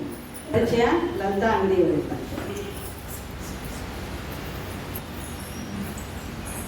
ಓಂ ಶ್ರೀ ಗುರು ಬಸವಲಿಂಗಾಯ ನಮಃ. ನೀರಿಗೆ ನೈದಿಲೆ ಶೃಂಗಾರ, ಸಮುದ್ರಕ್ಕೆ ತೆರೆಯೇ ಶೃಂಗಾರ, ನಾಳೆಗೆ ಗುಣವೇ ಶೃಂಗಾರ, ನಮ್ಮ ಕೂಡಲು ಕುಟುಂಬ ಶರಣರಿಗೆ ಬಸವ ವಿಭೂತಿಯೇ ಶೃಂಗಾರ. ಬಸವಾದಿ ಪ್ರಮಥರನ್ನು ಬಂಧದಲ್ಲಿ ನಡೆಯುತ್ತಾ ಡಾಕ್ಟರ್ ಮಹಾರಾಜ ಚನ್ನವರನ್ನು ಮತ್ತು ವೈದ್ಯಕೀಯ ನಿಧಿಯಾದ ಅಕ್ಕ ಮಹಾದೇವಿ ತಾಯಿಯನ್ನು ಬಂಧದಲ್ಲಿ ನಡೆಯುತ್ತಾ ಮಾತೃ ಹೃದಯಗಳಾದ ಗುರುಮಾಂತಪ್ಪನವರ ಪಾದಕ್ಕೆ ಭಕ್ತಿಯಿಂದ ಶರಣೆಂದು ಇವತ್ತು ಸಿಗಿ ಹುಣ್ಣಿಮೆ ಮತ್ತು ಗಂಗಾಂಬಿಕೆಯವರ ಸ್ಮರಣೆ. ಇಲ್ಲಿ ಆಗಮಿಸಿರುವ ಎಲ್ಲ ನನ್ನ ಹಿರಿಯ ತಾಯಿಯಂದರಿಗೂ ಮತ್ತು ಎಲ್ಲ ನನ್ನ ಸಹೋದರಿಯರಿಗೂ ಭಕ್ತಿಯ ಶರಣ. ನನ್ನ ಪ್ರೀತಿಯ ಜ್ಞಾತಿ ವೀರಮ್ಮ ಕುಂಬಾರ್ ಇವರ ಪರಿಚಯ ಕೊಟ್ಟಿದ್ದಾರೆ. ಇವರ ಪರಿಚಯ ಹೇಳಲು ಬಹಳ ಹೆಮ್ಮೆ ನನಗೆ.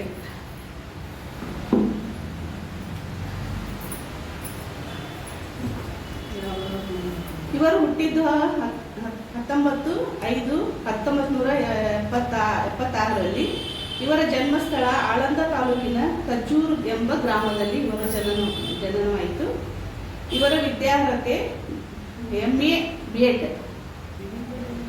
ಕಾಯಕ ಇವರು ಶಿಕ್ಷಕಿಯರು, ನಂದವಾಡಿಗೆಯಲ್ಲಿ ಸೇವೆಯನ್ನು ಸಲ್ಲಿಸುತ್ತಿದ್ದಾರೆ. ಇವರ ಪತಿಯವರು ಸಹ ಶಿಕ್ಷಕರು. ಗುಡುಗುಂಟಿ ಮನೆಯ ಸೊಸೆಯಾಗಿ ಇಳಕಲ್ಲಿಗೆ 2001ರಲ್ಲಿ ಮದುವೆಯಾಗಿ ಇವರು ಬಂದರು. ಇವರಿಗೆ ಇಬ್ಬರು ಮುದ್ದಾದ ಮಕ್ಕಳು. ಸತಿಪತಿಗಳೊಂದಾದ ಭಕ್ತಿ ಹಿತವಾಗಿ ಪೋದೆ ಎಂಬಂಗ ಕುಂಬಾಟೇಶ್ವರದಾರ. ಇವರು ಅಕ್ಕನ ಬಳದ ಸದಸ್ಯರು. ಇಷ್ಟು ಹೇಳಲು ಬಯಸುತ್ತೇನೆ. ಸವಿವರವಾಗಿ ಮುಖ್ಯ ಅತಿಥಿಗಳ ಪರಿಚಯ ಮಾಡಿಕೊಟ್ಟ ಶರಣಿ ಲಲಿತಾ ಅಂಗಡಿಯವರಿಗೆ ಭಕ್ತಿಪೂರ್ವಕ ಶರಣರು. ಈಗ ಇಂದಿನ ಕಾರ್ಯಕ್ರಮಕ್ಕೆ ನಮಗೆ ಲಭಿಸಿದ ನಮ್ಮವರೇ ಆದ ಶರಣಿ ವೀರಮ್ಮ ಕುಂಬಾರ್ ಘಟಸ್ಥಳದಲ್ಲಿ ಬರುವ ಪ್ರಸಾದಿಸ್ಥಳ ವಿಷಯದ ಬಗ್ಗೆ ಅನುಭವ ನೀಡಬೇಕೆಂದು ಕೇಳಿಕೊಳ್ಳುತ್ತೇನೆ. ಓಂ ಶ್ರೀ ಗುರು ಬಸವಲಿಂಗಾಯ ನಮಃ. ತುಂಬ ಬಟ್ಟಲು ಬೇರೆ ಕಂಚಲ್ಲ, ನೋಡುವ ದರ್ಪಣ ಬೇರೆ ಕಂಚಲ್ಲ. ತುಂಬ ಬಟ್ಟಲು ಬೇರೆ ಕಂಚಲ್ಲ, ನೋಡುವ ದರ್ಪಣ ಬೇರೆ ಕಂಚಲ್ಲ.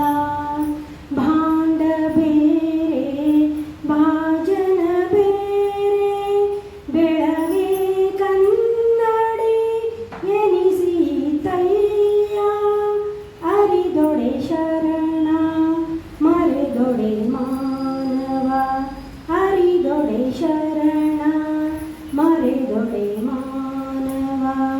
ಮರೆಯದೆ ಪೂಜಿಸೋ ಕೂಡಲ ಸಂಗಯ್ಯನ, ಮರೆಯದೆ ಪೂಜಿಸೋ ಕೂಡಲ ಸಂಗಯ್ಯನ. ತುಂಬ ಬಟ್ಟಲು ಬೇರೆ ಕಂಚಲ್ಲ, ನೋಡುವ ದರ್ಪಣ ನೋಡುವ ದರ್ಪಣ ನೋಡುವ ದರ್ಪಣ ಬೇರೆ ಕಂಚಲ್ಲ.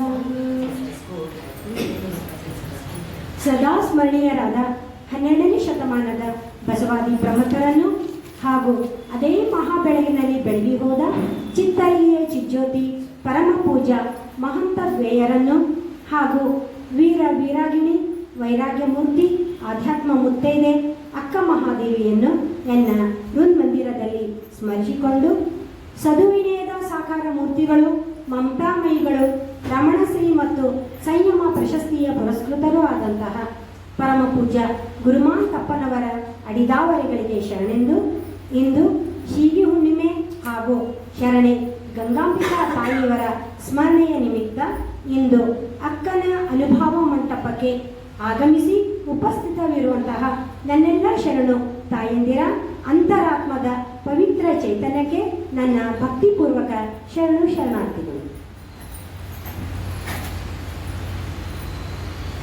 ಇಂದು ಗಂಗಾಂಬಿಕಾ ತಾಯಿಯವರ ಸ್ಮರಣೆ. ಹಾಗಾಗಿ ರಾಜಕೀಯ, ಸಾಮಾಜಿಕ, ಧಾರ್ಮಿಕ, ಆರ್ಥಿಕವಾದ ನೆಲೆಗಟ್ಟಿನ ಮೇಲೆ ಸ್ವಾತಂತ್ರ್ಯ, ಸಮಾನತೆ, ಭಾತೃತ್ವದ ಒಂದು ಆಧಾರದ ಮೇಲೆ ಇಡೀ ವಿಶ್ವದಲ್ಲಿಯೇ ಮೊಟ್ಟ ಮೊದಲ ಪಾರ್ಲಿಮೆಂಟು ಅಥವಾ ಮೊಟ್ಟ ಮೊದಲ ವಿಶ್ವವಿದ್ಯಾನಿಲಯವೆಂದೇ ಹೆಸರು ಪಡೆದಂತಹ ನಮ್ಮ ಕಲ್ಯಾಣದಲ್ಲಿರುವ ಅನುಭವ ಮಂಟಪದಲ್ಲಿ ಸರ್ವ ಶರಣರಿಗೂ ಸರ್ವ ಸ್ವತಂತ್ರವನ್ನು ದೊರಕಿಸಿ ಕೊಟ್ಟಂತಹ ಘನ ವ್ಯಕ್ತಿತ್ವ ಹೊಂದಿದಂತಹ ಮಹಾಮಹಿಮ ಸಾಂಸ್ಕೃತಿಕ ನಾಯಕ, ಸ್ತ್ರೀ ಕುಲೋದ್ಧಾರಕ, ಈ ಜಗತ್ತಿನಲ್ಲಿ ಯಾರಾದರೂ ಅದಾರ ಅಂದರೆ ಅವರೇ ಕಾರ್ತಿಕದ ಕತ್ತಲಲ್ಲಿ ಬೆಳಕಾಗಿ ನೀ ಬಂದೆ ಎಂಬಂತಿರುವಂತಹ ಎಲ್ಲ ಶರಣರ ಹಿರಿಯ ಜ್ಯೋತಿ, ಹಿರಿಯ ಅಣ್ಣ ಅಪ್ಪ ಬಸವಣ್ಣನವರು. ಅವರು ಕಲ್ಯಾಣದಲ್ಲಿ ಇರುವಂತಹ ಎಲ್ಲ ಶರಣರಿಗೆ ಸರ್ವ ಸಮಾನವಾದಂತಹ ಸ್ವಾತಂತ್ರ್ಯವನ್ನು ದೊರಕಿಸಿಕೊಟ್ಟರು.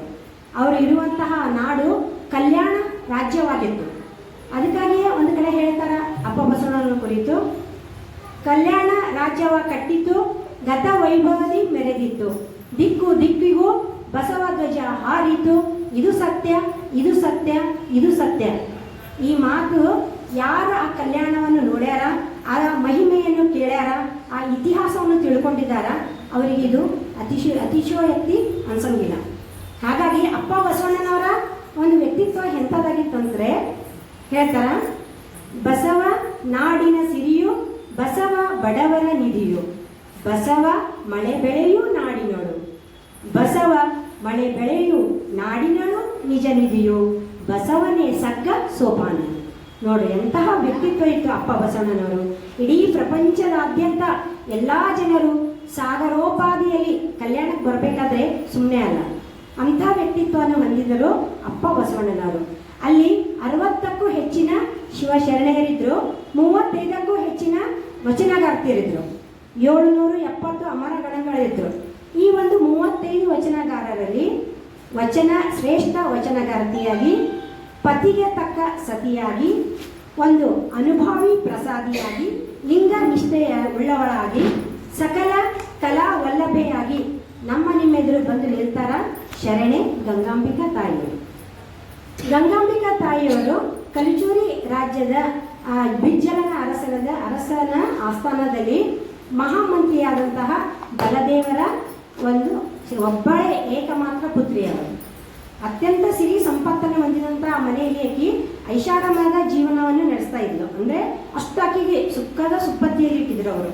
ಯಾಕಂದರೆ ಅವಳು ಚಿಕ್ಕವಳಿದ್ದಾಗ ತಾಯಿಯನ್ನು ಕಳೆದುಕೊಂಡಂತಹ ಗಂಗಾಂಬಿಕಾ ತಾಯಿಯವರು ತನ್ನ ತಂದೆಯ ಒಂದು ಆರೈಕೆಯಲ್ಲಿ, ತಂದೆಯ ಒಂದು ನೆರಳಿನಲ್ಲಿ ಇರುವುದರಿಂದ ಆಕೆಯಲ್ಲಿ ಸಹಜವಾಗಿಯೇ ಧೈರ್ಯ, ಸ್ಥೈರ್ಯ, ಸಾಹಸದ ಗುಣ ಬಂದಿದ್ದು ಅಂತ. ಅಷ್ಟೇ ಅಲ್ಲದೆ ಕನ್ನಡ, ಸಂಸ್ಕೃತ, ಸಾಹಿತ್ಯ, ಸಂಗೀತ, ವಿದ್ಯಾಕಲೆಗಳು, ಕತ್ತಿ ವರಸೆ ಈ ಎಲ್ಲ ಕಲೆಗಳನ್ನಾಗಿ ಬಲವಳಗಿದ್ದಳು. ಹಾಗಾಗಿ ಈ ಎಲ್ಲ ನೋಡಿದಂತಹ ಬಲದೇವರಿಗೆ ಏನಿಸ್ತು, ತಮ್ಮ ತಂಗಿಯ ಮಗಳಾದ ಮಗ ಬಸವಣ್ಣನವರಿಗೆ ಕೊಟ್ಟು ಮದುವೆ ಮಾಡೋಕನ್ನ ಒಂದು ಆಸೆ ಆಯಿತು ಅವರಿಗೆ. ಹಾಗಾಗಿ ಅವ್ರು ಏನು ಮಾಡಿದ್ರು, ಅಪ್ಪ ಬಸವಣ್ಣನವರ ಜೊತೆ ಈ ಗಂಗಾಂಬಿಕಾ ತಾಯಿಯವರ ಮದುವೆ ಮಾಡಿದ್ರು.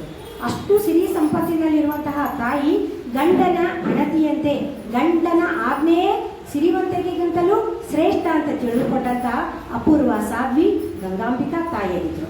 ಹಾಗಾಗಿ ಲಿಂಗನಿಷ್ಠೆಯಲ್ಲಿ ಪತಿವೃತ ಶಿರೋಮಣಿಯಾಗಿ ಬಂದಂತಹ ಎಲ್ಲ ಜಂಗಮರಿಗೆ ಅತ್ಯಂತ ಮನದುಂಬಿ ಆಕೆ ಪ್ರಸಾದವನ್ನು ಮಾಡ್ತಾ ಇದ್ರು.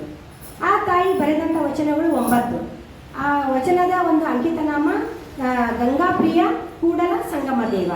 ಆ ತಾಯಿಯ ಕಾಲ 1160. ಮತ್ತು ಆ ತಾಯಿಗೆ ಸಿದ್ಧರಸ ಅಂತ ಒಬ್ಬ ಮಗ ಇದ್ನು ಅಂತ ಹರಿಹರನಿಂದ ತಿಳಿದು ಬರುತ್ತೆ. ಆದರೆ ಬೇರೆ ಯಾವ ದಾಖಲೆಗಳನ್ನು ನೋಡಿದರೆ ಕೂಡ ಈ ಒಂದು ಇದ್ದು ಅನ್ನೋದೊಂದು ವಿಷಯ ಗೊತ್ತಾಗೋದಿಲ್ಲ. ಈ ತಾಯಿ ಬರೆದಂತಹ 9 ವಚನಗಳಲ್ಲಿ 5 ವಚನಗಳು ಮಗುವನ್ನು ಕಳೆದುಕೊಂಡಂತಹ ತಾಯಿಯ ರೋದನೆ, ವೇದನೆಯನ್ನು ಒಳಗೊಂಡ್ರೆ, ಇನ್ನ ಒಂದು ವಚನದಲ್ಲಿ ಅಪ್ಪ ಬಸವಣ್ಣನವರ ವ್ಯಕ್ತಿತ್ವ ಮತ್ತು ಅವರ ಕಾರ್ಯವೈಖರಿಯ ಬಗ್ಗೆ ನಮಗೆ ತಿಳಿದು ಬರುತ್ತೆ. ಅದೇ ರೀತಿಯಾಗಿ ಇನ್ನುಳಿದಂತಹ 3 ವಚನಗಳಲ್ಲಿ ಏನಂದರೆ ಲಿಂಗನಿಷ್ಠೆ ಮತ್ತು ಪತಿವೃತ್ತ ನಿಷ್ಠೆ ಮತ್ತು ಸಿದ್ದರಾಮಯ್ಯನವರ ಸ್ತುತಿ ಆ ಒಂದು ವಚನದೊಳಗೆ ಒಳಗೊಂಡಿದ್ದಾವ. ಆ ತಾಯಿ ಬರೆದಂಥ ಒಂದು ವಚನ ಬಗ್ಗೆ ನಾವು ನೋಡೋದಾದ್ರೆ, ಒಂದು ಹಾಳು ಭೂಮಿಯ ಹುಲಿ ಬಂದು ಎನ್ನ ಎಳುಗರುವನ್ನು ಎಳೆದುಕೊಂಡು ಒಯ್ಯಿತಲ್ಲ, ಆ ಹುಲಿ ಆ ಹೂಳಿಗೆ ಹೋಗದು, ಆ ಹುಲಿ ಆ ಎಳೆಗರುವನ್ನು ತಾಯಿಯಂತೆ ಸಾಕಿತ್ತಲ್ಲ, ಇದೇನೆಂಬೆ ಕೂಡಲ ಗಂಗಾಪ್ರಿಯ ಕೂಡಲ ಸಂಗಮ ದೇವ ಅಂತ ಹೇಳ್ತಾ ತಾಯಿ. ಇದು ಮೇಲ್ನೋಟಕ್ಕೆ ಒಬ್ಬ ಮಗುವನ್ನು ಕಳೆದುಕೊಂಡಂತಹ ತಾಯಿಯ ರೋದನೆ, ವೇದನೆ ಇದ್ರೂ ಸಹ ಆಂತರಿಕವಾಗಿ ಆ ಗಂಗಾಂಬಿಕಾ ತಾಯಿ ಆಧ್ಯಾತ್ಮಿಕವಾಗಿ ಯೋಚನೆ ಮಾಡುವಂತಹ ರೀತಿ ಬಹಳ ಅಮೋಘವಾದುದು. ಹುಲಿ ಬೇಟೆಯಾಡುವಂತೆ ಮೃತ್ಯು ದೇವತೆ ಬಂದು ನಾನು ತನ್ನ ಮಗುವನ್ನು ಎತ್ಕೊಂಡು ಹೋದ್ಲು ಅನ್ನುವಂಥ ಅಳಲು ಆ ತಾಯಿಯಲ್ಲಿತ್ತು. ಅಂದರೆ ಇದರಲ್ಲಿ ಆ ಒಂದು ಹುಲಿಯ ಒಂದು ನಿಂದನೆ ಇಲ್ಲ, ಮರಣದ ಚಿಂತೆ ಇಲ್ಲ. ಮತ್ತು ಆ ಮೃತ್ಯು ದೇವತೆ ತಾನಿಗೆ ವಹಿಸಿದಂಥ ಕೆಲಸವನ್ನು ಚಾಚು ತಪ್ಪದೆ, ಪಕ್ಷಪಾತ ಮಾಡದೆ ತನ್ನ ಕೆಲಸವನ್ನು ತಾನು ಮಾಡ್ತಾ ಇದ್ದಾಳ ಅನ್ನೋದು ಆ ತಾಯಿಗೂ ಗೊತ್ತು. ಆದರೆ ತಾಯಿ ಮಗುವನ್ನು ಕಳೆದುಕೊಂಡಂತಹ ಕರುಳಿನ ವೇದನೆಯಿಂದ ಈ ಎಲ್ಲ ವಿಷಯಗಳು ಆ ತಾಯಿಯ ವಚನದಲ್ಲಿ ನಾವು ನೋಡ್ತೀವಿ. ಮುಂದೆ ಕಲ್ಯಾಣ ಕ್ರಾಂತಿ ಆಯಿತು, ತಮಗೆ ಗೊತ್ತು. ಕಲ್ಯಾಣ ಕ್ರಾಂತಿಯಾದಾಗ ಅಪ್ಪ ಬಸವಣ್ಣನವರು ಕೂಡಲ ಸಂಗಮದ ಕಡೆಗೆ ಹೋದರೆ ಈ ತಾಯಿ ಗಂಗಾಂಬಿಕಾ ತಾಯಿ ಅನೇಕ ಶರಣರನ್ನು ಒಳಗೊಂಡು ಚನ್ನಬಸವಣ್ಣನವರು ಹಾಗೂ ಅಕ್ಕ ನಾಗಮ್ಮ ಅವರ ಜೊತೆಗೆ ಉಳುವಿ ಕಡೆ ಹೋಗ್ತಾರೆ. ಉಳುವಿ ಕಡೆ ಹೋಗಬೇಕಾದ್ರೆ ಅಲ್ಲಿ ಕಾದ್ರೋಳಿ ಎಂಬ ಗ್ರಾಮದಲ್ಲಿ ಲಿಂಗೈಕ್ಯ ಆಗ್ತಾರೆ ಅವರು. ಅದು ಎಲ್ಲಂದರೆ ಈ ಮಠವಳಿ ಅಂತ MK ಹುಬ್ಳಿ, ಅದು ಮುಗುಟ್ ಖಾನ್ ಹುಬ್ಳಿ ಹತ್ರ, ಅದು ಮಲಪ್ರಭಾ ಎಡದಂಡೆಯ ಮೇಲೆ ಆ ತಾಯಿಯ ಸಮಾಧಿ ಇಂದಿಗೂ ಸಹ ಸ್ಮಾರಕದಂತೆ ನಿಂತಿರುವುದು ನಾವು ನೋಡ್ಬೋದು. ಇಂತಹ ಪ್ರತಿವ್ರತ ಶಿರೋಮಣಿಯಾಗಿ, ಲಿಂಗನಿಷ್ಠ ವಿಳವಳಾಗಿ, ಅನುಭವ ಶರಣೆಯಾಗಿ ತನ್ನ ತನು ಮನ ಭಾವದಿಂದ ಕಾಯಕವನ್ನು ಮಾಡಿ 12ನೇ ಶತಮಾನದ ಇತಿಹಾಸದ ಪುಟದಲ್ಲಿ ಅಚ್ಚಳಿಯದಂತಹ ಧ್ರುವತಾರೆಯಾಗಿ ಮೆರೆದಂತಹ ತಾಯಿ ಗಂಗಾಂಬಿಕಾ ತಾಯಿಯವರು. ಹಾಗಾಗಿ ನಾವೆಲ್ಲರೂ ಕೂಡ 12ನೇ ಶತಮಾನದ ಶರಣರ ಒಂದು ವ್ಯಕ್ತಿತ್ವವೇ ಅಂಥದ್ದು. ಪ್ರತಿಯೊಬ್ಬರು ನೋಡ್ರಿ, ನಾವು ಎಷ್ಟು ಸಲ ಕೇಳ್ತೀವಿ. ಮೊನ್ನೆ 9 ದಿನ 9 ಶರಣೆಯರದು ವಚನ ಕಟ್ಟು ಮಹೋತ್ಸವ ಮಾಡಿದ್ರು ಕದಳಿ ವೇದಿಕೆಯ ಸಹೋದರಿಯರು. ಬರೀ 9 ಮಂದಿ ಅಂತ ನಾವು ಅಂದರೆ ಅಲ್ಲಿ 36 ಜನರು ಬಂದಿತ್ತು ಅನಿಸುತ್ತೆ ನನಗೆ. ಒಂದೊಂದು ದಿನ ಇಬ್ಬರಿಬ್ಬರು 3 ಮಂದಿ ಶರಣರದು ಕೇಳಿದ್ರು. ಹೌದಾ? ಹಾಗಾಗಿ ಈ ಎಲ್ಲ ಶರಣರು ನಾವು ಎಷ್ಟು ಕೇಳಿದ್ರು ಕೂಡ ಇನ್ನೊಮ್ಮೆ ಕೇಳಬೇಕು, ಮತ್ತೊಮ್ಮೆ ಕೇಳಬೇಕು, ಮೊದಲೊಮ್ಮೆ ಕೇಳಬೇಕು ಅನಿಸುತ್ತೆ. ಅದಕ್ಕೆ ಹೇಳ್ತಾರೆ ತ್ರಿಪದಿಯಲ್ಲಿ ದಿನ ಒಂದ್ಸಲ ಆದರೂ ಶರಣರು ನೆನೆಸ್ಬೇಕಂತ. ಶರಣರ ನೆನೆದರ ಸರದೀರ ಇಟ್ಟಂಗ, ಅರಳಿದ ಮಲ್ಲಿಗೆ ಮುಡಿದಾಂಗ, ಅರಳಿದ ಮಲ್ಲಿಗೆ ಮುಡಿದಾಂಗ ಕಲ್ಯಾಣದ ಶರಣರ ಒಮ್ಮೆ ನೆನೆ ಮನವೇ ಅಂತ. ನೋಡ್ರಿ ಎಂಥ ಅದ್ಭುತವಾದಂಥ ಗರ್ತಿಯರ ಹಾಡುಗಳನ್ನು ನಾವು ಕೇಳ್ತೀವಿ. ಹಾಗಾಗಿ ಗಂಗಾಂಬಿಕಾ ತಾಯಿಯರ ಸ್ಮರಣೆಯನ್ನು ಇಂದು ನಾವು ಅಕ್ಕನ ಒಂದು ಸಮ್ಮುಖದಲ್ಲಿ ನಾವು ಮಾಡ್ತಾ ಇದ್ದೀವಿ ಅನ್ನೋದಕ್ಕೆ ನನಗೆ ಭಾಳ ಸಂತೋಷ ಅನ್ನಿಸ್ತದ. ಇದಕ್ಕೆ ನನಗೆ ಅವಕಾಶ ಮಾಡಿಕೊಟ್ಟಂಥ ಅಧ್ಯಕ್ಷರು ಹಿಡಿದು ಎಲ್ಲರಿಗೂ ಕೂಡ ನಾನು ಮೊದಲು ನನ್ನ ಭಕ್ತಿಪೂರ್ವಕ ಶರಣಾರ್ಥಿಗಳನ್ನು ಸಲ್ಲಿಸ್ತೀನಿ. ಇದರೊಂದಿಗೆ ನನಗೆ ಈ ಮೊನ್ನೆ ನಮ್ಮ ಶ್ರೀಮಠದಲ್ಲಿ ಪರಮ ಪೂಜ್ಯ ದೈದಾ ಶರಣರು ಇಡೀ 1 ತಿಂಗಳ ಪರ್ಯಂತ ಶಟಸ್ಥಲದ ಬಗ್ಗೆ ತಮ್ಮ ಅನುಭವದ ಅಮೃತವನ್ನು ನಮ್ಮೆಲ್ಲರಿಗೂ ಎಡೆ ಮಾಡಿದರು. ಆ ಅನುಭವದ ಅಮೃತದ ವಿಷಯವನ್ನು ಮತ್ತೊಮ್ಮೆ ನಾವೆಲ್ಲರೂ ಮರುಕಳಿಸೋಣ, ಪುನರಾವರ್ತನೆ ಮಾಡೋಣ, ಆ ವಿಷಯವನ್ನು ಮತ್ತೊಮ್ಮೆ ನಾವು ತಿಳ್ಕೊಳ್ಳೋಣ ಅಂತ ನಮ್ಮ ಅಕ್ಕನ ಬಳಗದ ಕ್ರಿಯಾಶೀಲ ಅಧ್ಯಕ್ಷರಾದಂತಹ ಶರಣೆ ಸವಿತಾ ಮಾಟ್ರಕ್ಕರವರೊಂದು ಆಶಯವಾಗಿತ್ತು. ಅವರ ಆಶಯದಂತೆ ಈಗ 2 ಸ್ಥಳದ ಬಗ್ಗೆ ಮುಗಿದವ. 3ನೇ ಸ್ಥಳ ಪ್ರಸಾದಿ ಸ್ಥಳ. ಆ ವಿಷಯದ ಬಗ್ಗೆ ನಿಮ್ಮ ಜೊತೆಗೆ ನಾನು ವಿಚಾರವನ್ನು ಹಂಚಿಕೊಳ್ತೀನಿ. ಇಲ್ಲಿ ಶತಸ್ಥಲ ಅಂದರೆ ತಮಗೆ ಗೊತ್ತೈತಿ. ಭಕ್ತ, ಮಹೇಶ, ಪ್ರಸಾದಿ, ಪ್ರಾಣಲಿಂಗಿ, ಶರಣ, ಐಕ್ಯ. ಹಾಗೆ ಪಂಚಾಚಾರ ಅಂದರೆ ಲಿಂಗಾಚಾರ, ವೃತ್ಯಾಚಾರ, ಸದಾಚಾರ, ಶಿವಾಚಾರ, ಗಣಾಚಾರ. ಹಾಗೆ ಅಷ್ಟಾವರಣ ಅಂದರೆ ಗುರು, ಲಿಂಗ, ಜಂಗಮ, ಪಾದೋದಕ, ಪ್ರಸಾದ, ವಿಭೂತಿ, ರುದ್ರಾಕ್ಷಿ, ಮಂತ್ರ. ಈ ರೀತಿಯಾಗಿ ಅಷ್ಟಾವರಣವೇ ಅಂಗವಾಗಿ, ಪಂಚಾಚಾರವೇ ಪ್ರಾಣವಾಗಿ, ಶತಸ್ಥಲವೇ ಆತ್ಮವಾಗಿರುವಂಥ ಈ ದೇಹಗಳದ ತಾನು ಯಾರು ಎಂಬುದನ್ನು ತಿಳಿದುಕೊಳ್ಳುವುದು ಅತಿ ಅವಶ್ಯಕ. ಆಗ ತಿಳಿದುಕೊಳ್ಳುವಂತಹ ಈ ತತ್ವವೇ ಶತಸ್ಥಲ ತತ್ವವಾಗಿದೆ. ಹಾಗೆ ಈ ಶತಸ್ಥಲ ತತ್ವ ಅಂದರೆ ಏನಂದರೆ ಮಾನವನೇ ದೇವನಾಗುವಂಥ ಒಂದು ತತ್ವ. ಮತ್ತು ದೇವರು ಅಂದ್ರೆ ದೇವ್ರ ಗುಡಿಗೆ ಹೋಗಿ ಅರ್ಚನೆ ಮಾಡಿ, ಪೂಜೆ ಪುನಸ್ಕಾರ ಮಾಡಿ, ವಿಭೂತಿ ಹಚ್ಚಿ ನಮ್ಮ ಬಯಕೆಗಳನ್ನೆಲ್ಲ ಆ ದೇವರ ಮುಂದಿಟ್ಟು ನಾವು ಬೇಡ್ಕೊಳ್ಳುವಂಥ ಕೆಲವರು ಜನರು ಇರ್ತಾರೆ. ಅವರಿಗೆ ಆತ್ಮನೇ ಬೇರೆ, ಪರಮಾತ್ಮನೇ ಬೇರೆ ಆಗಿರ್ತದೆ. ಆದರೆ ಅಪ್ಪ ಬಸವಣ್ಣನವರು ಇದನ್ನು ನಂಬಂಗಿಲ್ಲ. ಅವರು ಆಕೃತಿ ಇರುವಂತಹ ಯಾವ ದೇವರನ್ನು ಅವರು ದೇವರಂತ ನಂಬಂಗಿಲ್ಲ. ಯಾರಲ್ಲಿ ಚೈತನ್ಯ ಐತಿ ಅವರೇ ದೇವರು, ಅಲ್ಲೇ ಆ ಪರವಸ್ತು ಅದಲ್ಲ. ಈಗ ನಾವೆಲ್ಲ ಇಷ್ಟು ಜನ ಕುಳ್ತೀವಿ, ನಾವೆಲ್ಲರೂ ಬೇರೆ ಬೇರೆ ಇದ್ದೀವಿ, ಆದರೂ ಕೂಡ ನಮ್ಮೊಳಗಿರುವಂತಹ ಚೈತನ್ಯ ಒಂದೇ ಆಗೈತಿ. ಹಂಗೆ ಈಗ ನೋಡ್ರಿ, ಈಗ ನಾವು ಬಣ್ಣ ಬಣ್ಣದ ಬಲ್ಬ್ಗಳನ್ನು ನೋಡ್ತೀವಿ. ಎಷ್ಟೋ ಬಣ್ಣ ಬಣ್ಣದ ಬಲ್ಬ್ಗಳು ಅದಾವೆ, ನೋಡಲಿಕ್ಕೆ ಬೇರೆ ಬೇರೆ, ಆದರೆ ಅದರೊಳಗಿರುವಂತಹ ಚೈತನ್ಯ ಅಂದ್ರೆ ವಿದ್ಯುತ್ ಶಕ್ತಿ, ಪವರ್ ಒಂದೇ ಆಗಿರುತ್ತದೆ. ಹಾಗಾಗಿ ನಮ್ಮೊಳಗಿರುವಂತಹ ನಾನು ಯಾರು ಎಂಬುದನ್ನು ನಾವೇನು ಮಾಡಬೇಕಾಗಿದೆ, ಮೊದಲು ತಿಳ್ಕೊಬೇಕಾಗಿದೆ. ತನ್ನ ಅರಿದರೆ ಎಲ್ಲ ಇನ್ನೇನು ಅಂತ. ಎಲ್ಲವನ್ನ ಅರಿದು ಫಲವೇನಯ್ಯ, ತನ್ನ ಅರಿಯಬೇಕಲ್ಲವೇ ಅಂತ. ಮೊದಲು ನಾನು ಯಾರು ಅನ್ನೋದು ಮೊದಲು ನಾವು ಅರ್ತ್ಕೊಳ್ಬೇಕು. ತನ್ನ ಅರಿವು ಎಲ್ಲವನ್ನ ಅರಿತು ಫಲವೇನಯ್ಯ, ತನ್ನ ಅರಿಯಬೇಕಲ್ಲವೇ, ತನ್ನಲ್ಲಿ ಅರಿವು ಸ್ವಯವಾಗಿರಲು ಅನ್ಯರ ಕೇಳಲುಂಟೆ ಅಂತ. ನಾನು ಯಾರು ಎಂಬ ಅರಿವು ನನಗಾಯ್ತು ಅಂದರೆ ಇನ್ನೊಬ್ರಿಗೆ ಕೇಳುವಂಥ ಅವಶ್ಯಕತೆ ನನಗಿರಂಗಿಲ್ಲ. ಆ ಪರವಸ್ತು ನನ್ನಲ್ಲಿ ಐತೆ ಅಂತ ನನಗೆ ಖಾತ್ರಿ ಆಗಬೇಕು. ಅದಕ್ಕಿರುವಂಥದ್ದೇ ಇವು ಏನು 6 ಸ್ಥಳಗಳದಾವೆ. ಹಾಗಾಗಿ ಏನು ಹೇಳ್ತಾರೆ ಅಪ್ಪ ಬಸವಣ್ಣನವರು, ಆ ಅರಿವಿನ ಗುರುವಾಗಿಯೇ ನಮ್ಮ ಕೈಯೊಳಗೆ ಏನು ಕೊಟ್ಟಾರ ಅವರು, ಇಷ್ಟಲಿಂಗ, ಪ್ರಾಣಲಿಂಗ, ಭಾವಲಿಂಗವನ್ನು ಕೊಟ್ಟಾರೆ. ಅವ್ರು ಹೇಳ್ತಾರೆ ನಿನ್ನೊಳಗೆ ಆ ಪರವಸ್ತು ಐತಿ ಅಂದಮೇಲೆ ನೀನೇ ಆ ಪರವಸ್ತು ಆಗುವಂಥ ಶಕ್ತಿ ನಿಮ್ಮಲ್ಲಿ ಐತೆ ಅಂತ. ಯಾವ ರೀತಿ ಅಂದರೆ ಮರದಿಂದ ಬಂದಂತಹ ಬೀಜಕ್ಕೆ ತಾನು ಮರ ಆಗುವಂಥ ಶಕ್ತಿ ಅದಕ್ಕೆ ಐತಿ. ಅದು ಮೊಳಕೆ ಹೊಡೆದು ಸಸಿಯಾಗಿ ಹೆಮ್ಮರವಾಗಿದ್ದಾಗ ಮಾತ್ರ ಅದರ ಸಾರ್ಥಕತೆ ಆಗುತ್ತೆ. ಹಂಗೆ ನನ್ನೊಳಗೆ ಆ ಪರವಸ್ತು ಐತಿ, ಆ ಪರವಸ್ತು ನಾನೇ ಅಂತ ತಿಳ್ಕೊಬೇಕಾಗದಲ್ಲ. ಹಾಗೆ ತಿಳ್ಕೊಬೇಕಾದ್ರೆ ಅದಕ್ಕಾಗಿ ನಾವು ಏನು ಮಾಡಬೇಕು, ಈ ತಿಳ್ಕೊಳ್ಳುವಂತಹ ಸ್ಥಳಗಳೇ ಈ 6 ಸ್ಥಳಗಳೇ ಶತಸ್ಥಲ ತತ್ವಗಳು. ಇದರಲ್ಲಿ ಮೊದಲೇನು ಭಕ್ತ ಸ್ಥಳ. ಭಕ್ತ ಅಂದರೆ ಏನು, ಆತ ಶಾಂತನಾಗಿರ್ಬೇಕು, ಕಿಂಕರನಾಗಬೇಕಂತ ಅನೇಕ ವಚನಗಳ ಮೂಲಕ ಶರಣೆ ಸುನೀತಾ ಅಂಗಡಿಯವರು ಅತ್ಯಂತ ಮಾರ್ಮಿಕವಾಗಿ ತಮ್ಮ ಅನುಭವವನ್ನು ಅವ್ರು ಹೇಳಿದ್ರು. ಎರಡನೇದಾಗಿ ಮಹೇಶ್ವರ ಅಂದರೆ ಯಾರು ಎಂಬುದನ್ನು ಹಲವಾರು ವಚನಗಳ ಮೂಲಕ ಅಕ್ಕ ಸುವರ್ಣಕ್ಕ ಗುಂಡೂಶೆಟ್ಟಿಯವರು ಕೂಡ ಹೇಳಿದರು. ಈಗ 3ನೇ ಸ್ಥಳ ಪ್ರಸಾದಿ ಸ್ಥಳ. ಈ ಪ್ರಸಾದಿ ಸ್ಥಳದಲ್ಲಿ ಪ್ರಸಾದಿಯಲ್ಲಿ ಏನಾಗುತ್ತೆ, ಈ ಶಕ್ತಿ ಯಾವುದಂದ್ರೆ ಇಚ್ಛಾಶಕ್ತಿ, ಭಕ್ತಿ ಅವಧಾನ ಭಕ್ತಿ, ಹಸ್ತ ನಿರಂಕಾರ ಹಸ್ತ.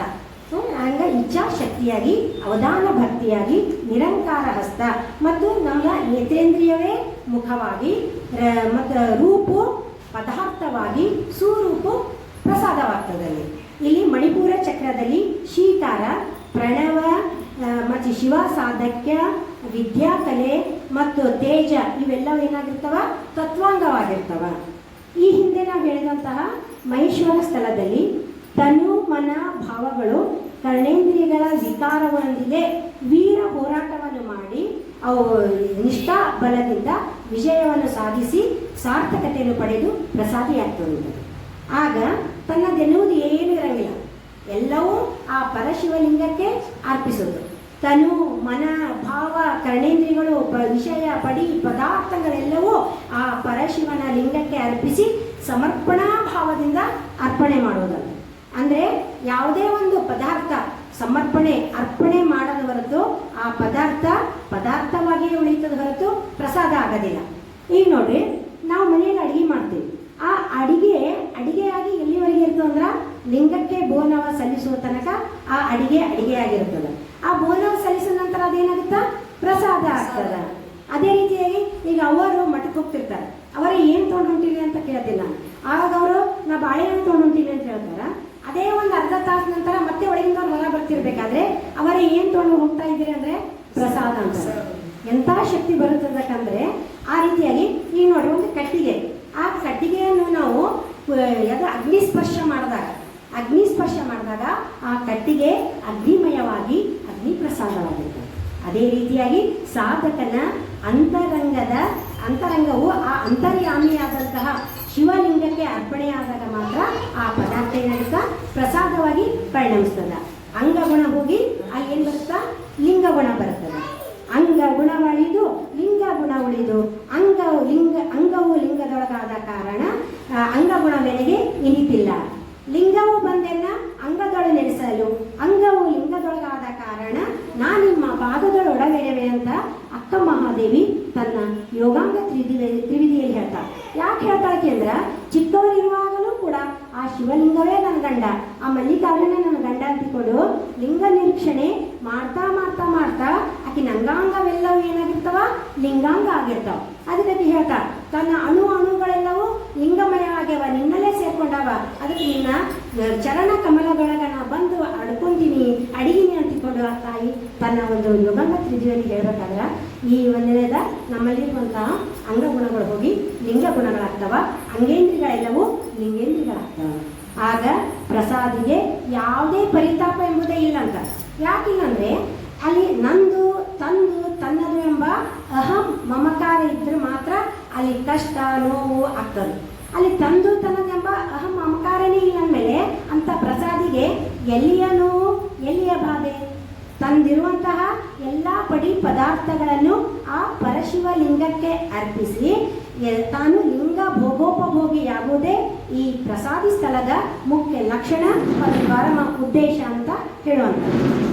ಅದೇ ರೀತಿಯಾಗಿ ಈಗ ಭಕ್ತ ಸ್ಥಳದ ಕ್ರಿಯಾಶಕ್ತಿ ಪ್ರಧಾನವಾದಂತಹ ಆಚಾರ ಲಿಂಗಕ್ಕೆ ಮಹೇಶ್ವರ ಸ್ಥಳದ ಜ್ಞಾನಶಕ್ತಿ ಪ್ರಧಾನವಾದಂತಹ ಗುರುಲಿಂಗವೇ ಚೇತನವಾಗಿರುತ್ತದೆ. ಆ ಗುರುಲಿಂಗಕ್ಕೆ ಈ ಪ್ರಸಾದಿ ಸ್ಥಳದ ಕ್ರಿಯಾಶಕ್ತಿ ಪ್ರಧಾನವಾದಂತಹ ಶಿವಲಿಂಗವೇ ಚೇತನವಾಗಿದೆ. ಈ ಮಾತನ್ನ ಯಾಕೆ ಹೇಳ್ತಾ ಇದ್ದೀನಂದ್ರೆ ಇಚ್ಛಾಶಕ್ತಿ ಇಲ್ಲದೆ ಜ್ಞಾನಶಕ್ತಿ ನಿಷ್ಪ್ರಯೋಜಕ, ಜ್ಞಾನಶಕ್ತಿ ಇಲ್ಲದೆ ಈ ಕ್ರಿಯಾಶಕ್ತಿ ನಿಷ್ಪ್ರಯೋಜಕ. ಅದಕ್ಕಾಗಿ ಇಚ್ಛಾಶಕ್ತಿ ಒಳಗ ಜ್ಞಾನಶಕ್ತಿ, ಜ್ಞಾನಶಕ್ತಿ ಒಳಗ ಕ್ರಿಯಾಶಕ್ತಿ ಸಮರಸಗೊಳ್ಬೇಕು. ಆಗ ನಾವು ಯಾವುದೇ ಒಂದು ಕೆಲಸ ಪರಿಪೂರ್ಣ ಆಗೈತಿ ಅಂತ ಹೇಳ್ಬೇಕಾದ್ರೆ ಇವು ಮೂರು ಒಂದು ಇನ್ನೊಂದರೊಳಗ ಸಮರಸ ಆಗ್ಬೇಕು. ಅದಕ್ಕೆ ನಿಮ್ಗೆ ಒಂದು ನಾವು ಏನು ತಿಳ್ಕೊಬೇಕಂತಂದ್ರೆ ಈ ಷಟಸ್ಥಳ ಅದಾವಲ್ಲ, ಭಕ್ತ, ಮಹೇಶ, ಪ್ರಸಾದಿ, ಪ್ರಾಣಲಿಂಗಿ, ಶರಣಾಯ್ಕ, ಇವು ಬೇರೆ ಬೇರೆ ತತ್ವ ಅಲ್ಲ. ಇವು 6 ತತ್ವಗಳು ಒಂದು ಇನ್ನೊಂದರೊಳಗ ಸಮರಸಗೊಂಡಾವ. ಹಾಗಾಗಿ ಬೇರೆ ಬೇರೆ ಅಂತ ನಾವು ಮೊಟ್ಟ ಮೊದಲಾಗಿ ತಿಳ್ಕೋಬಾರ್ದು. ಈ ಒಂದು ಪ್ರಸಾದಿ ಸ್ಥಳದಲ್ಲಿ ಶಕ್ತಿ ಯಾವುದಾಗ ನಮ್ಗೆ ಇಚ್ಛಾಶಕ್ತಿಯಾಗ ನಾವು ಇಚ್ಛಾಶಕ್ತಿ ಹೊಂದಿದ್ರಿಂದ ನಮ್ಮ ತನು ಮನ ಭಾವಗಳೆಲ್ಲವೂ ಪ್ರಸಾದಮಯ ಆಗ್ಯಾವಲ್ಲ. ಅದಕ್ಕಾಗಿ ಇತರೆ ಯಾವ ಬಾಯ ವಿಷಯ ವಿಕಾರಗಳು ನಮ್ಮ ಹತ್ರ ಸುಳಂಗಿಲ್ಲ. ಈ ನಮ್ಮ ಇಚ್ಛಾಶಕ್ತಿ ಅವ್ರ ಕಡೆ ಇಳಿದು ಸಹ ನೋಡಂಗಿಲ್ಲ. ನಮ್ಮ ಘ್ರಾಣ, ಜಿಹ್ವೆ, ನೇತ್ರ, ತ್ವಕ್ಕು ಮತ್ತು ಶ್ರೋತ್ರೇಂದ್ರಿಯಗಳೆಲ್ಲವೂ ಇಲ್ಲಿ ಪ್ರಸಾದಮಯ ಆಗ್ತಾವೆ. ಅದೇ ರೀತಿಯಾಗಿ ಶಬ್ದ, ಸ್ಪರ್ಶ, ರೂಪ, ರಸ, ಗಂಧ ಎಂಬ ಪಂಚ ವಿಷಯಗಳು ಕೂಡ ಏನಾಗ್ತವೆ, ಇಲ್ಲಿ ಪ್ರಸಾದಮಯ ಆಗ್ತಾವೆ. ಆಗ ಪ್ರಸಾದಿ ಆ ಪರಮಾನಂದದಲ್ಲಿಯೇ ಇರುತ್ತಿರುವುದರಿಂದ ಆತನಿಗೆ ಶಿವನೇ ಲಿಂಗ, ಶಿವನೇ ಮಂಗಲ. ಈ ಮಂಗಲಮಯವಾದ ಶಿವಲಿಂಗಕ್ಕೆ ಆತ ಅವಧಾನ ಭಕ್ತಿಯಿಂದ ಅರ್ಚನೆ ಮಾಡ್ತಾನೆ. ಇಲ್ಲಿ ಅವಧಾನ ಭಕ್ತಿ ಅಂದರೆ ಏನು? ಅವಧಾನ ಭಕ್ತಿ ಅಂದರೆ ಪ್ರಸಾದಿ ಜೀವನದಿಂದ ಅತ್ತಿತ್ತ ಮುಮ್ಮುಖನಾಗದಂತೆ ಎಚ್ಚರ ವಹಿಸುವುದೇ ಅವಧಾನ ಭಕ್ತಿ ಅಥವಾ ಸಾವಧಾನ ಭಕ್ತಿ. ಅಂದರೆ ಈ ಈಗ ನಾವೇನಾದ್ವಿ ಭಕ್ತ ಸ್ಥಳ ಮುಗಿತು, ಮಹೇಶ ಸ್ಥಳ ಮುಗಿತು, ಈ ಪ್ರಸಾದಿ ಸ್ಥಳಕ್ಕೆ ಬಂದೀವಿ ಅಂದಮೇಲೆ ಪ್ರಸಾದಿ ಸ್ಥಳದಲ್ಲಿ ಆ ಮನುಷ್ಯ ಏನಾಗಿರ್ತಾನ, ಪ್ರಸಾದಿ ಪೂರ ಶ್ರದ್ಧೆಯಿಂದ ದೇವರಲ್ಲೇ ಸಮರ್ಪಣೆ ಆಗಿರ್ತಾನೆ. ಅಂದಾಗ ಮತ್ತೆ ಯಾವುದೇ ವಿಷಯ ಭೋಗನ ಕಡೆಗೆ ಆತ ಮನಸ್ಸು ಎಳಿಸಬಾರ್ದು. ಹಂಗಾತ ಜಾಗರೂಕತೆಯಿಂದ ಎಚ್ಚರದಿಂದ ಇರುವುದೇ ಪ್ರಸಾದ ಭಕ್ತಿ, ಅವಧಾನ ಭಕ್ತಿ ಅಥವಾ ಸಾವಧಾನ ಭಕ್ತಿ. ಈ ರೀತಿಯಾಗಿ ಇಚ್ಛಾಶಕ್ತಿಯಿಂದ ಅವಧಾನ ಭಕ್ತಿಯಿಂದ ನಿರಂಕಾರ ಹಸ್ತದಿಂದ ಆ ಪರಶಿವ ಲಿಂಗಕ್ಕೆ ಸಮರ್ಪಣೆ ಮಾಡ್ತಾನ ಪ್ರಸಾದಿ. ಇಲ್ಲಿ ಸಮರ್ಪಣೆ ಅಂದರೆ ಇಚ್ಛಾಶಕ್ತಿ ಉಳ್ಳಂತಹ ಪ್ರಸಾದಿ ತನ್ನ ಎಲ್ಲ ಬಯಕೆಗಳು ಕೂಡ ಆ ಪರಶಿವ ಲಿಂಗಕ್ಕೆ ಅರ್ಪಿಸ್ತಾನ. ಇಲ್ಲಿ ಲಿಂಗ ಅಂದ್ರೆ ಏನಂದ್ರೆ ಪರಿಶುದ್ಧ ಕ್ರಿಯೆಗಳು, ಪ್ರಸಾದ ಅಂದ್ರೆ ಆ ಪರಿಶುದ್ಧ ಕ್ರಿಯೆಗಳಿಂದ ಬಂದಂತಹ ಪರಿಣಾಮವೇ ಪ್ರಸನ್ನತೆ ಪ್ರಸಾದ ಆಗ್ತದೆ. ಅದಕ್ಕಾಗಿ ಪ್ರಸಾದ ಅಂದ್ರೆ ಪರಿಶುದ್ಧತೆ, ಪ್ರಸನ್ನತೆ ಮತ್ತು ಪರಮ ಜ್ಞಾನವೇ ಪ್ರಸಾದ ಅಂತ ಹೇಳಿ ನಾವಿಲ್ಲಿ ಕರಿತೀವಿ. ಯಾವುದರಲ್ಲಿ ಅಲ್ಲ ಎಂಬುದನ್ನು ಹೊಡೆದು ಹಾಕುವಂಥ ಶಕ್ತಿ ಇರ್ತದ ಅದೇ ಪ್ರಸಾದ, ಮತ್ತು ಬೇರೆ ಏನಿಲ್ಲ. ಏನಂತಂದ್ರೆ ಈಗ ನಾವೆಲ್ಲ ಇಲ್ಲಿ ಕೂತೀವಿ, ಒಬ್ಬ ಲೈಟ್ ಹೋಯ್ತು ಅಂದರೆ ಆ ಲೈಟ್ ಹೋದಾಗ ನಾವೇನು ಹಚ್ತೀವಿಲ್ಲ ಜ್ಯೋತಿ, ಅದೇ ಪ್ರಸಾದ.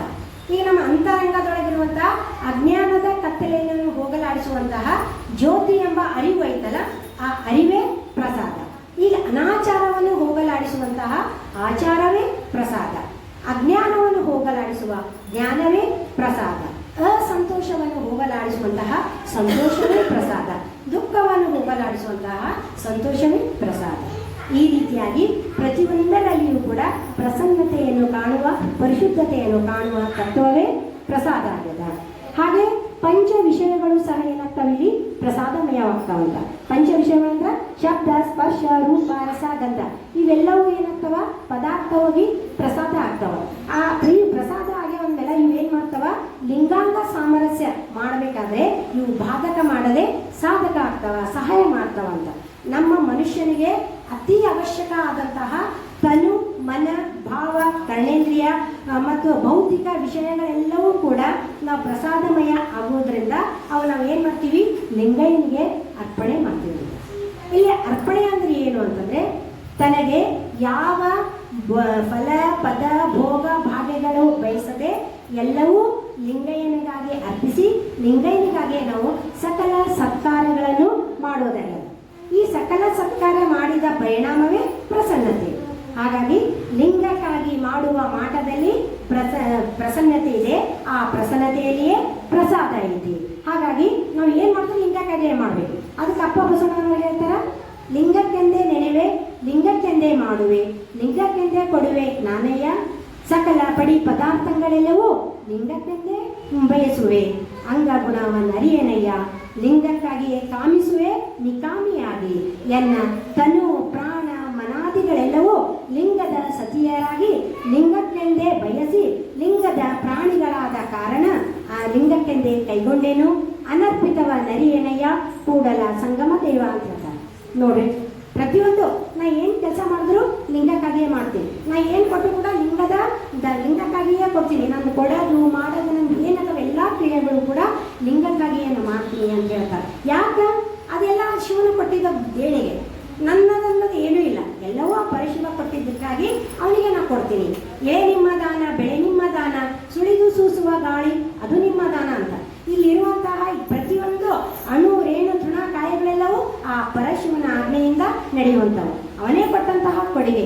ಹಾಗಾಗಿ ಪ್ರಸಾದ ಏನು ಮಾಡ್ತಾನ, ಪ್ರತಿಯೊಂದನ್ನು ಕೂಡ ಸಮರ್ಪಣಾ ಭಾವದಿಂದ ಆ ಒಂದು ಪರಶಿವ ಲಿಂಗಕ್ಕೆ ಅರ್ಪಿಸ್ತಾನೆ.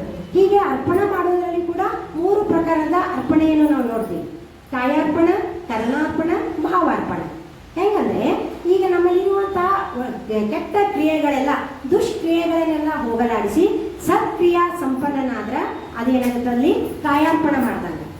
ಈ ಕಾಯಾರ್ಪಣದಿಂದ ಬಂದ ಫಲವೇ ಯಾವುದಂತಂದ್ರೆ ಈಗ ಇದು ಅಂತ ಯಾವ ಸಿದ್ಧ ಪ್ರಸಾದ ಅದು.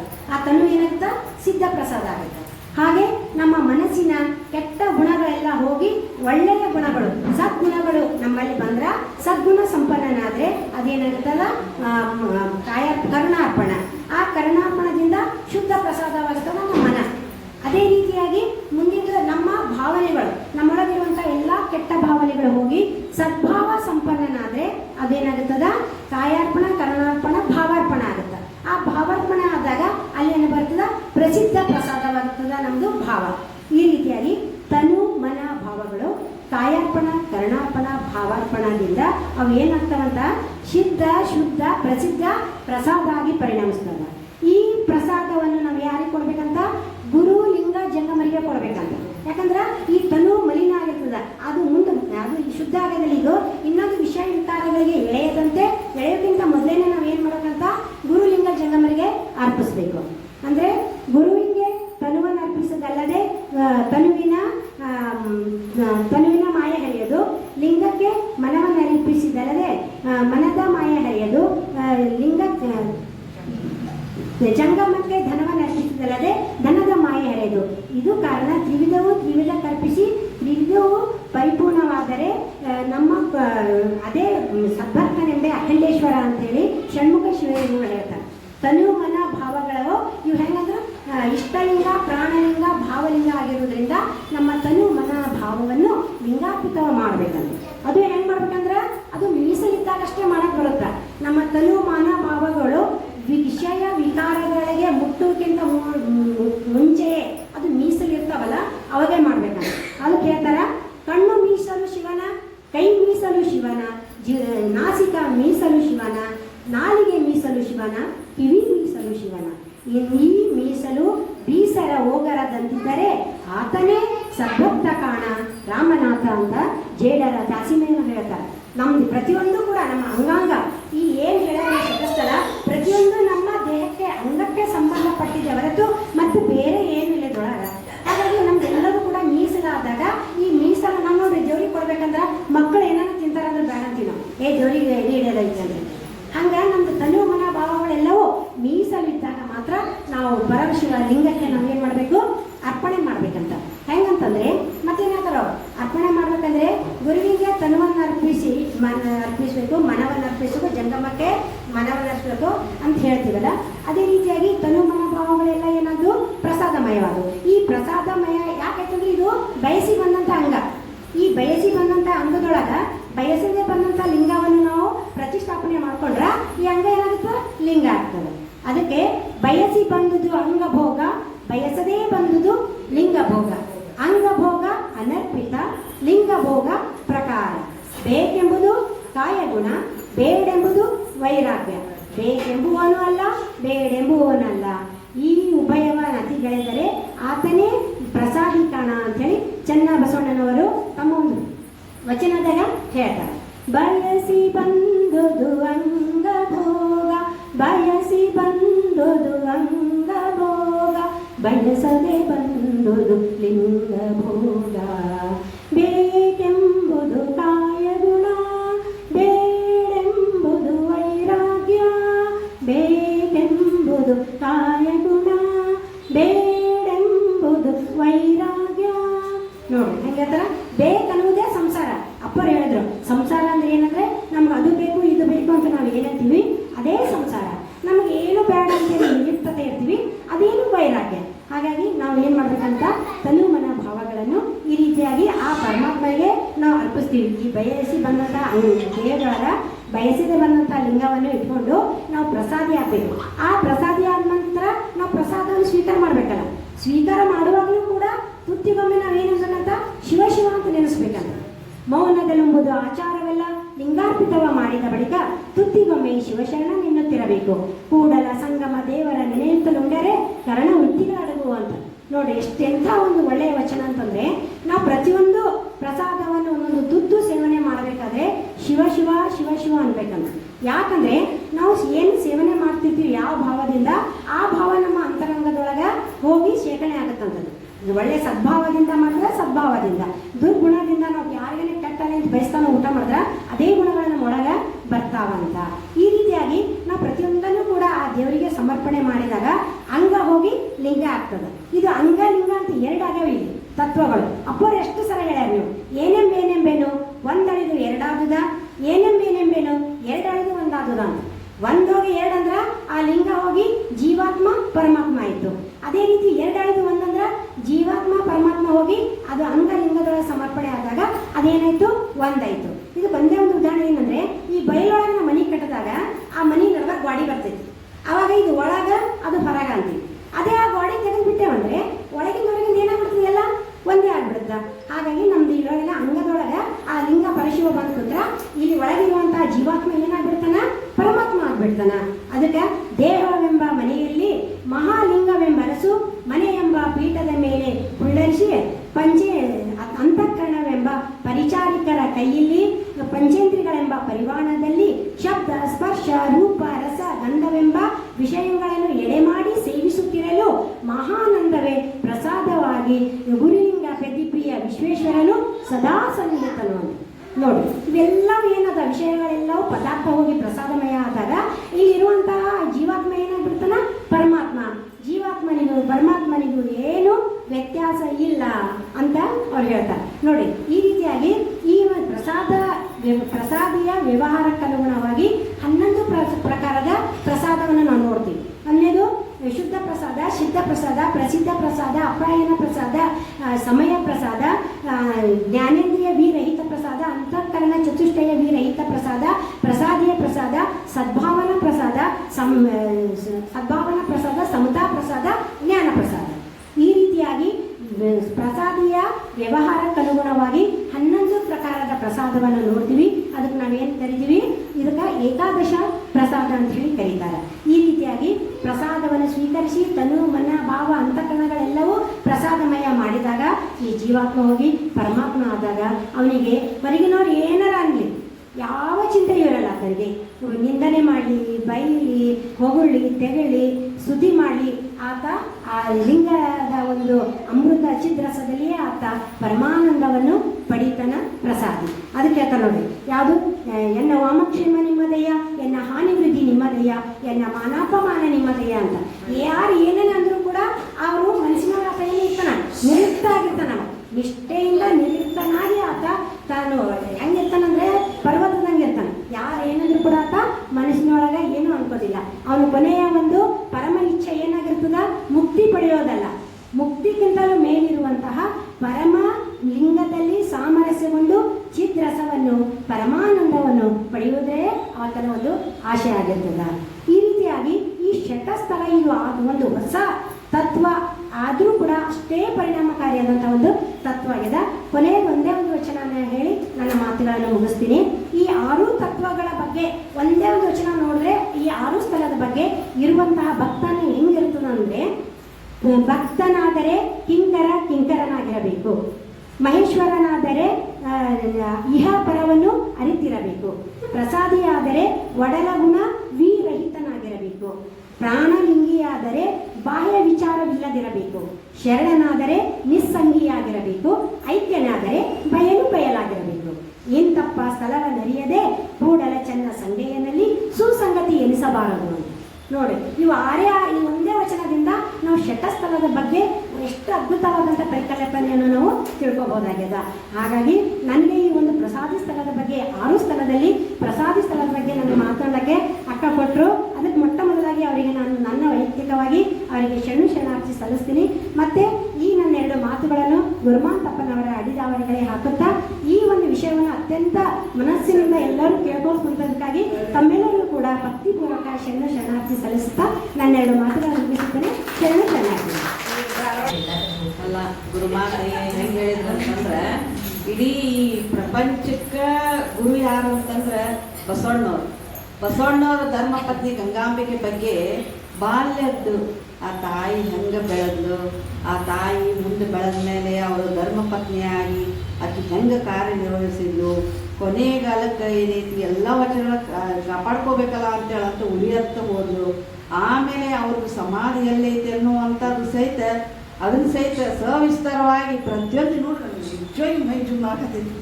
ಎಷ್ಟು ಚಂದ ಹೇಳಿದ್ರು ಅಂತಂದ್ರೆ ಒಂದು ಅಣುವಾಗಿ ಬಿಡಿಸಿ ಹೇಳಿದ್ರು. ಇವತ್ತು ಆ ತಾಯಿ ಸ್ಮರಣೆ ಅಲ್ಲ, ಆ ತಾಯಿಗೆ ಎಷ್ಟು ಶರಣಾರ್ಥಿ ಹೇಳಿದ್ರು ಕಡಿಮೆನ. ಹಂಗೆ ಪ್ರಸಾದದ ಬಗ್ಗೆ ಹೇಳಿದ್ರು. ಏನಪ್ಪ ನಾವು ಏನು ತಿಳ್ಕೊಂಡಿದ್ದು ಪ್ರಸಾದ ಅಂದ್ರೆ ಬಡ ಅಡುಗೆ ಮಾಡೋದೈತಿ ದೇವ್ರಿಗೆ ಹೇಳಿ ಬಿಡೋದು, ಇದು ಪ್ರಸಾದ ಹಂಗೆ ನಾವು ತಿಳ್ಕೊಂಡಿದ್ದೀವಿ.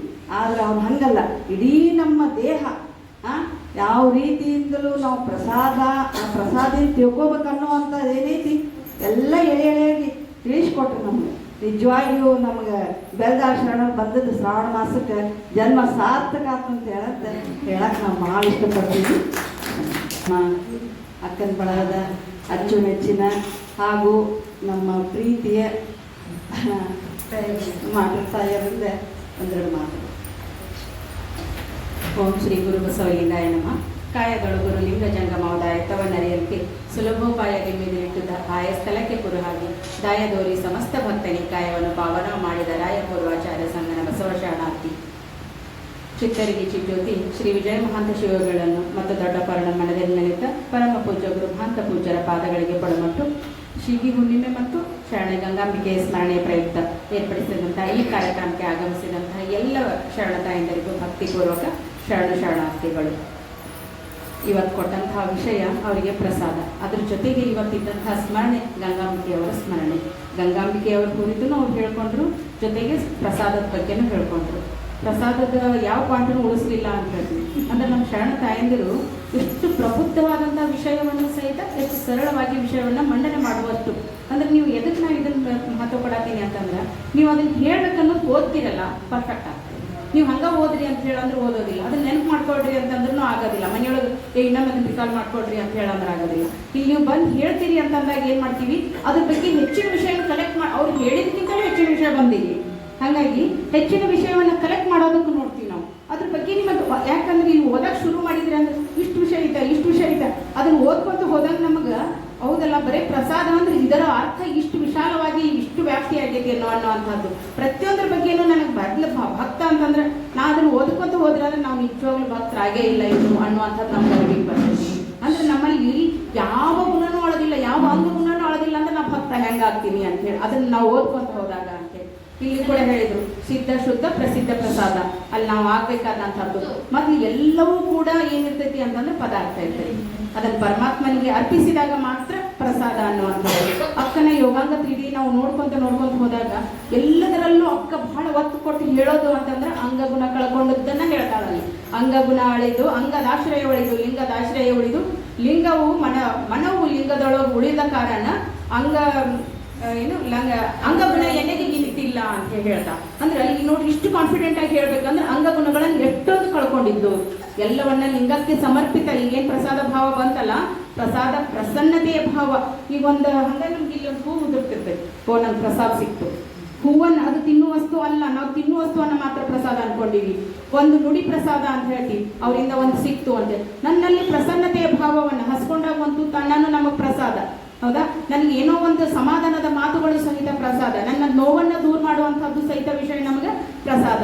ಅದು ಮೊದಲು ವಸ್ತು ವಿಷಯ ಪದಾರ್ಥ ಇದ್ದಂತಹದ್ದು ನನಗೂ ಒಳ್ಳೆಯದನ್ನ ನನ್ನಲ್ಲಿ ಒಂದು ಪ್ರಸನ್ನತೆಯ ಭಾವವನ್ನು ಮೂಡಿಸ್ತು ಅಂತಂದ್ರೆ ಅದು ಪ್ರಸಾದ ಅನ್ನುವಂಥದ್ದು ಆಗ್ತೈತಿ. ಅದ್ರ ಜೊತೆಗೆ ನಾವು ಇನ್ನೊಂದು ಹೇಳಬೇಕು ಅಂತ ಹೇಳಂದ್ರೆ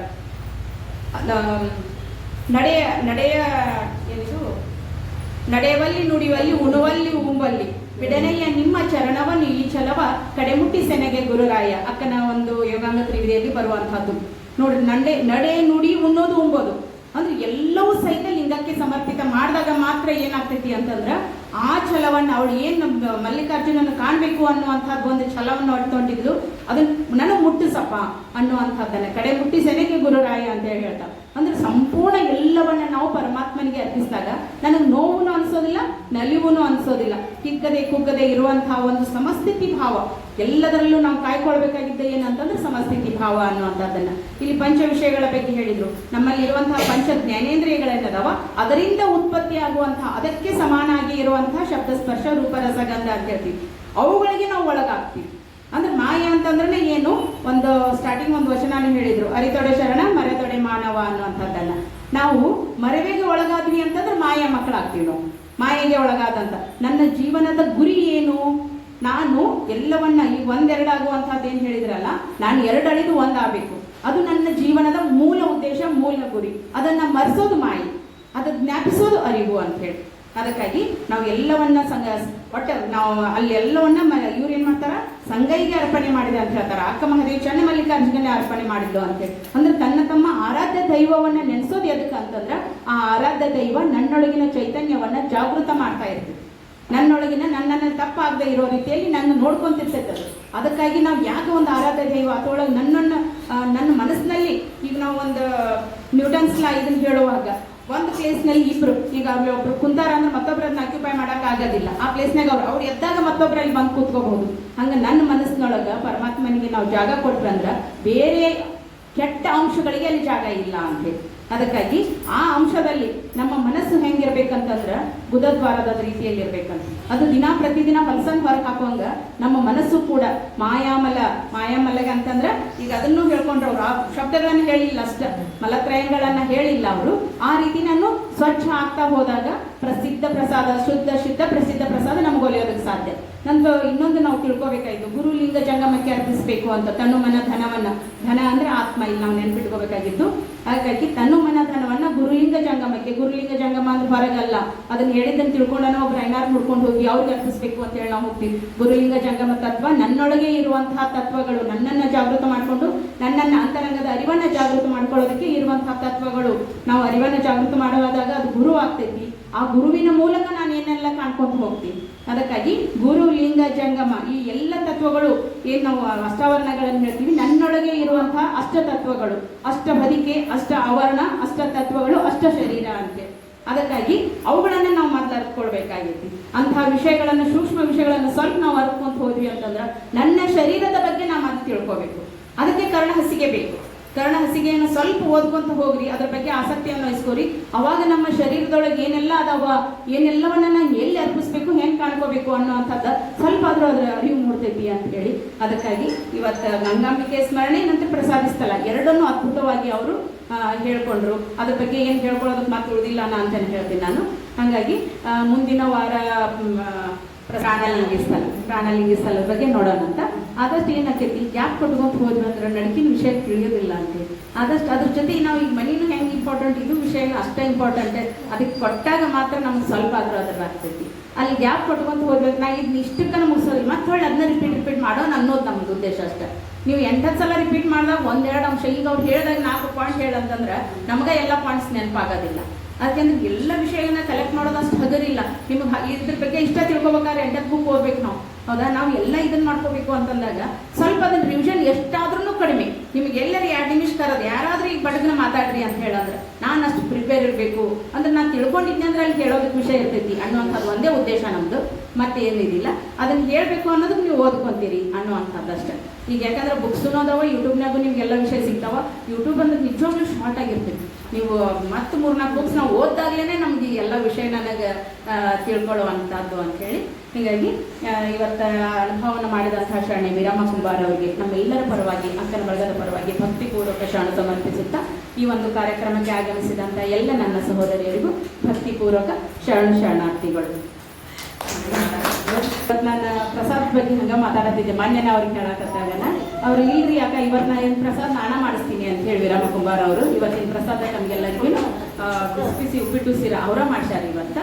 ಅವರಿಗೂ ಕೂಡ ಅದು ಮತ್ತೊಮ್ಮೆ ಅವರಿಗೆ ನಾನು ಈ ಒಂದು ಅಕ್ಕನ ಬಳಗದ ಪರವಾಗಿ ಭಕ್ತಿಪೂರ್ವಕ ಶರಣ ಸಮರ್ಪಿಸ್ತೇನೆ.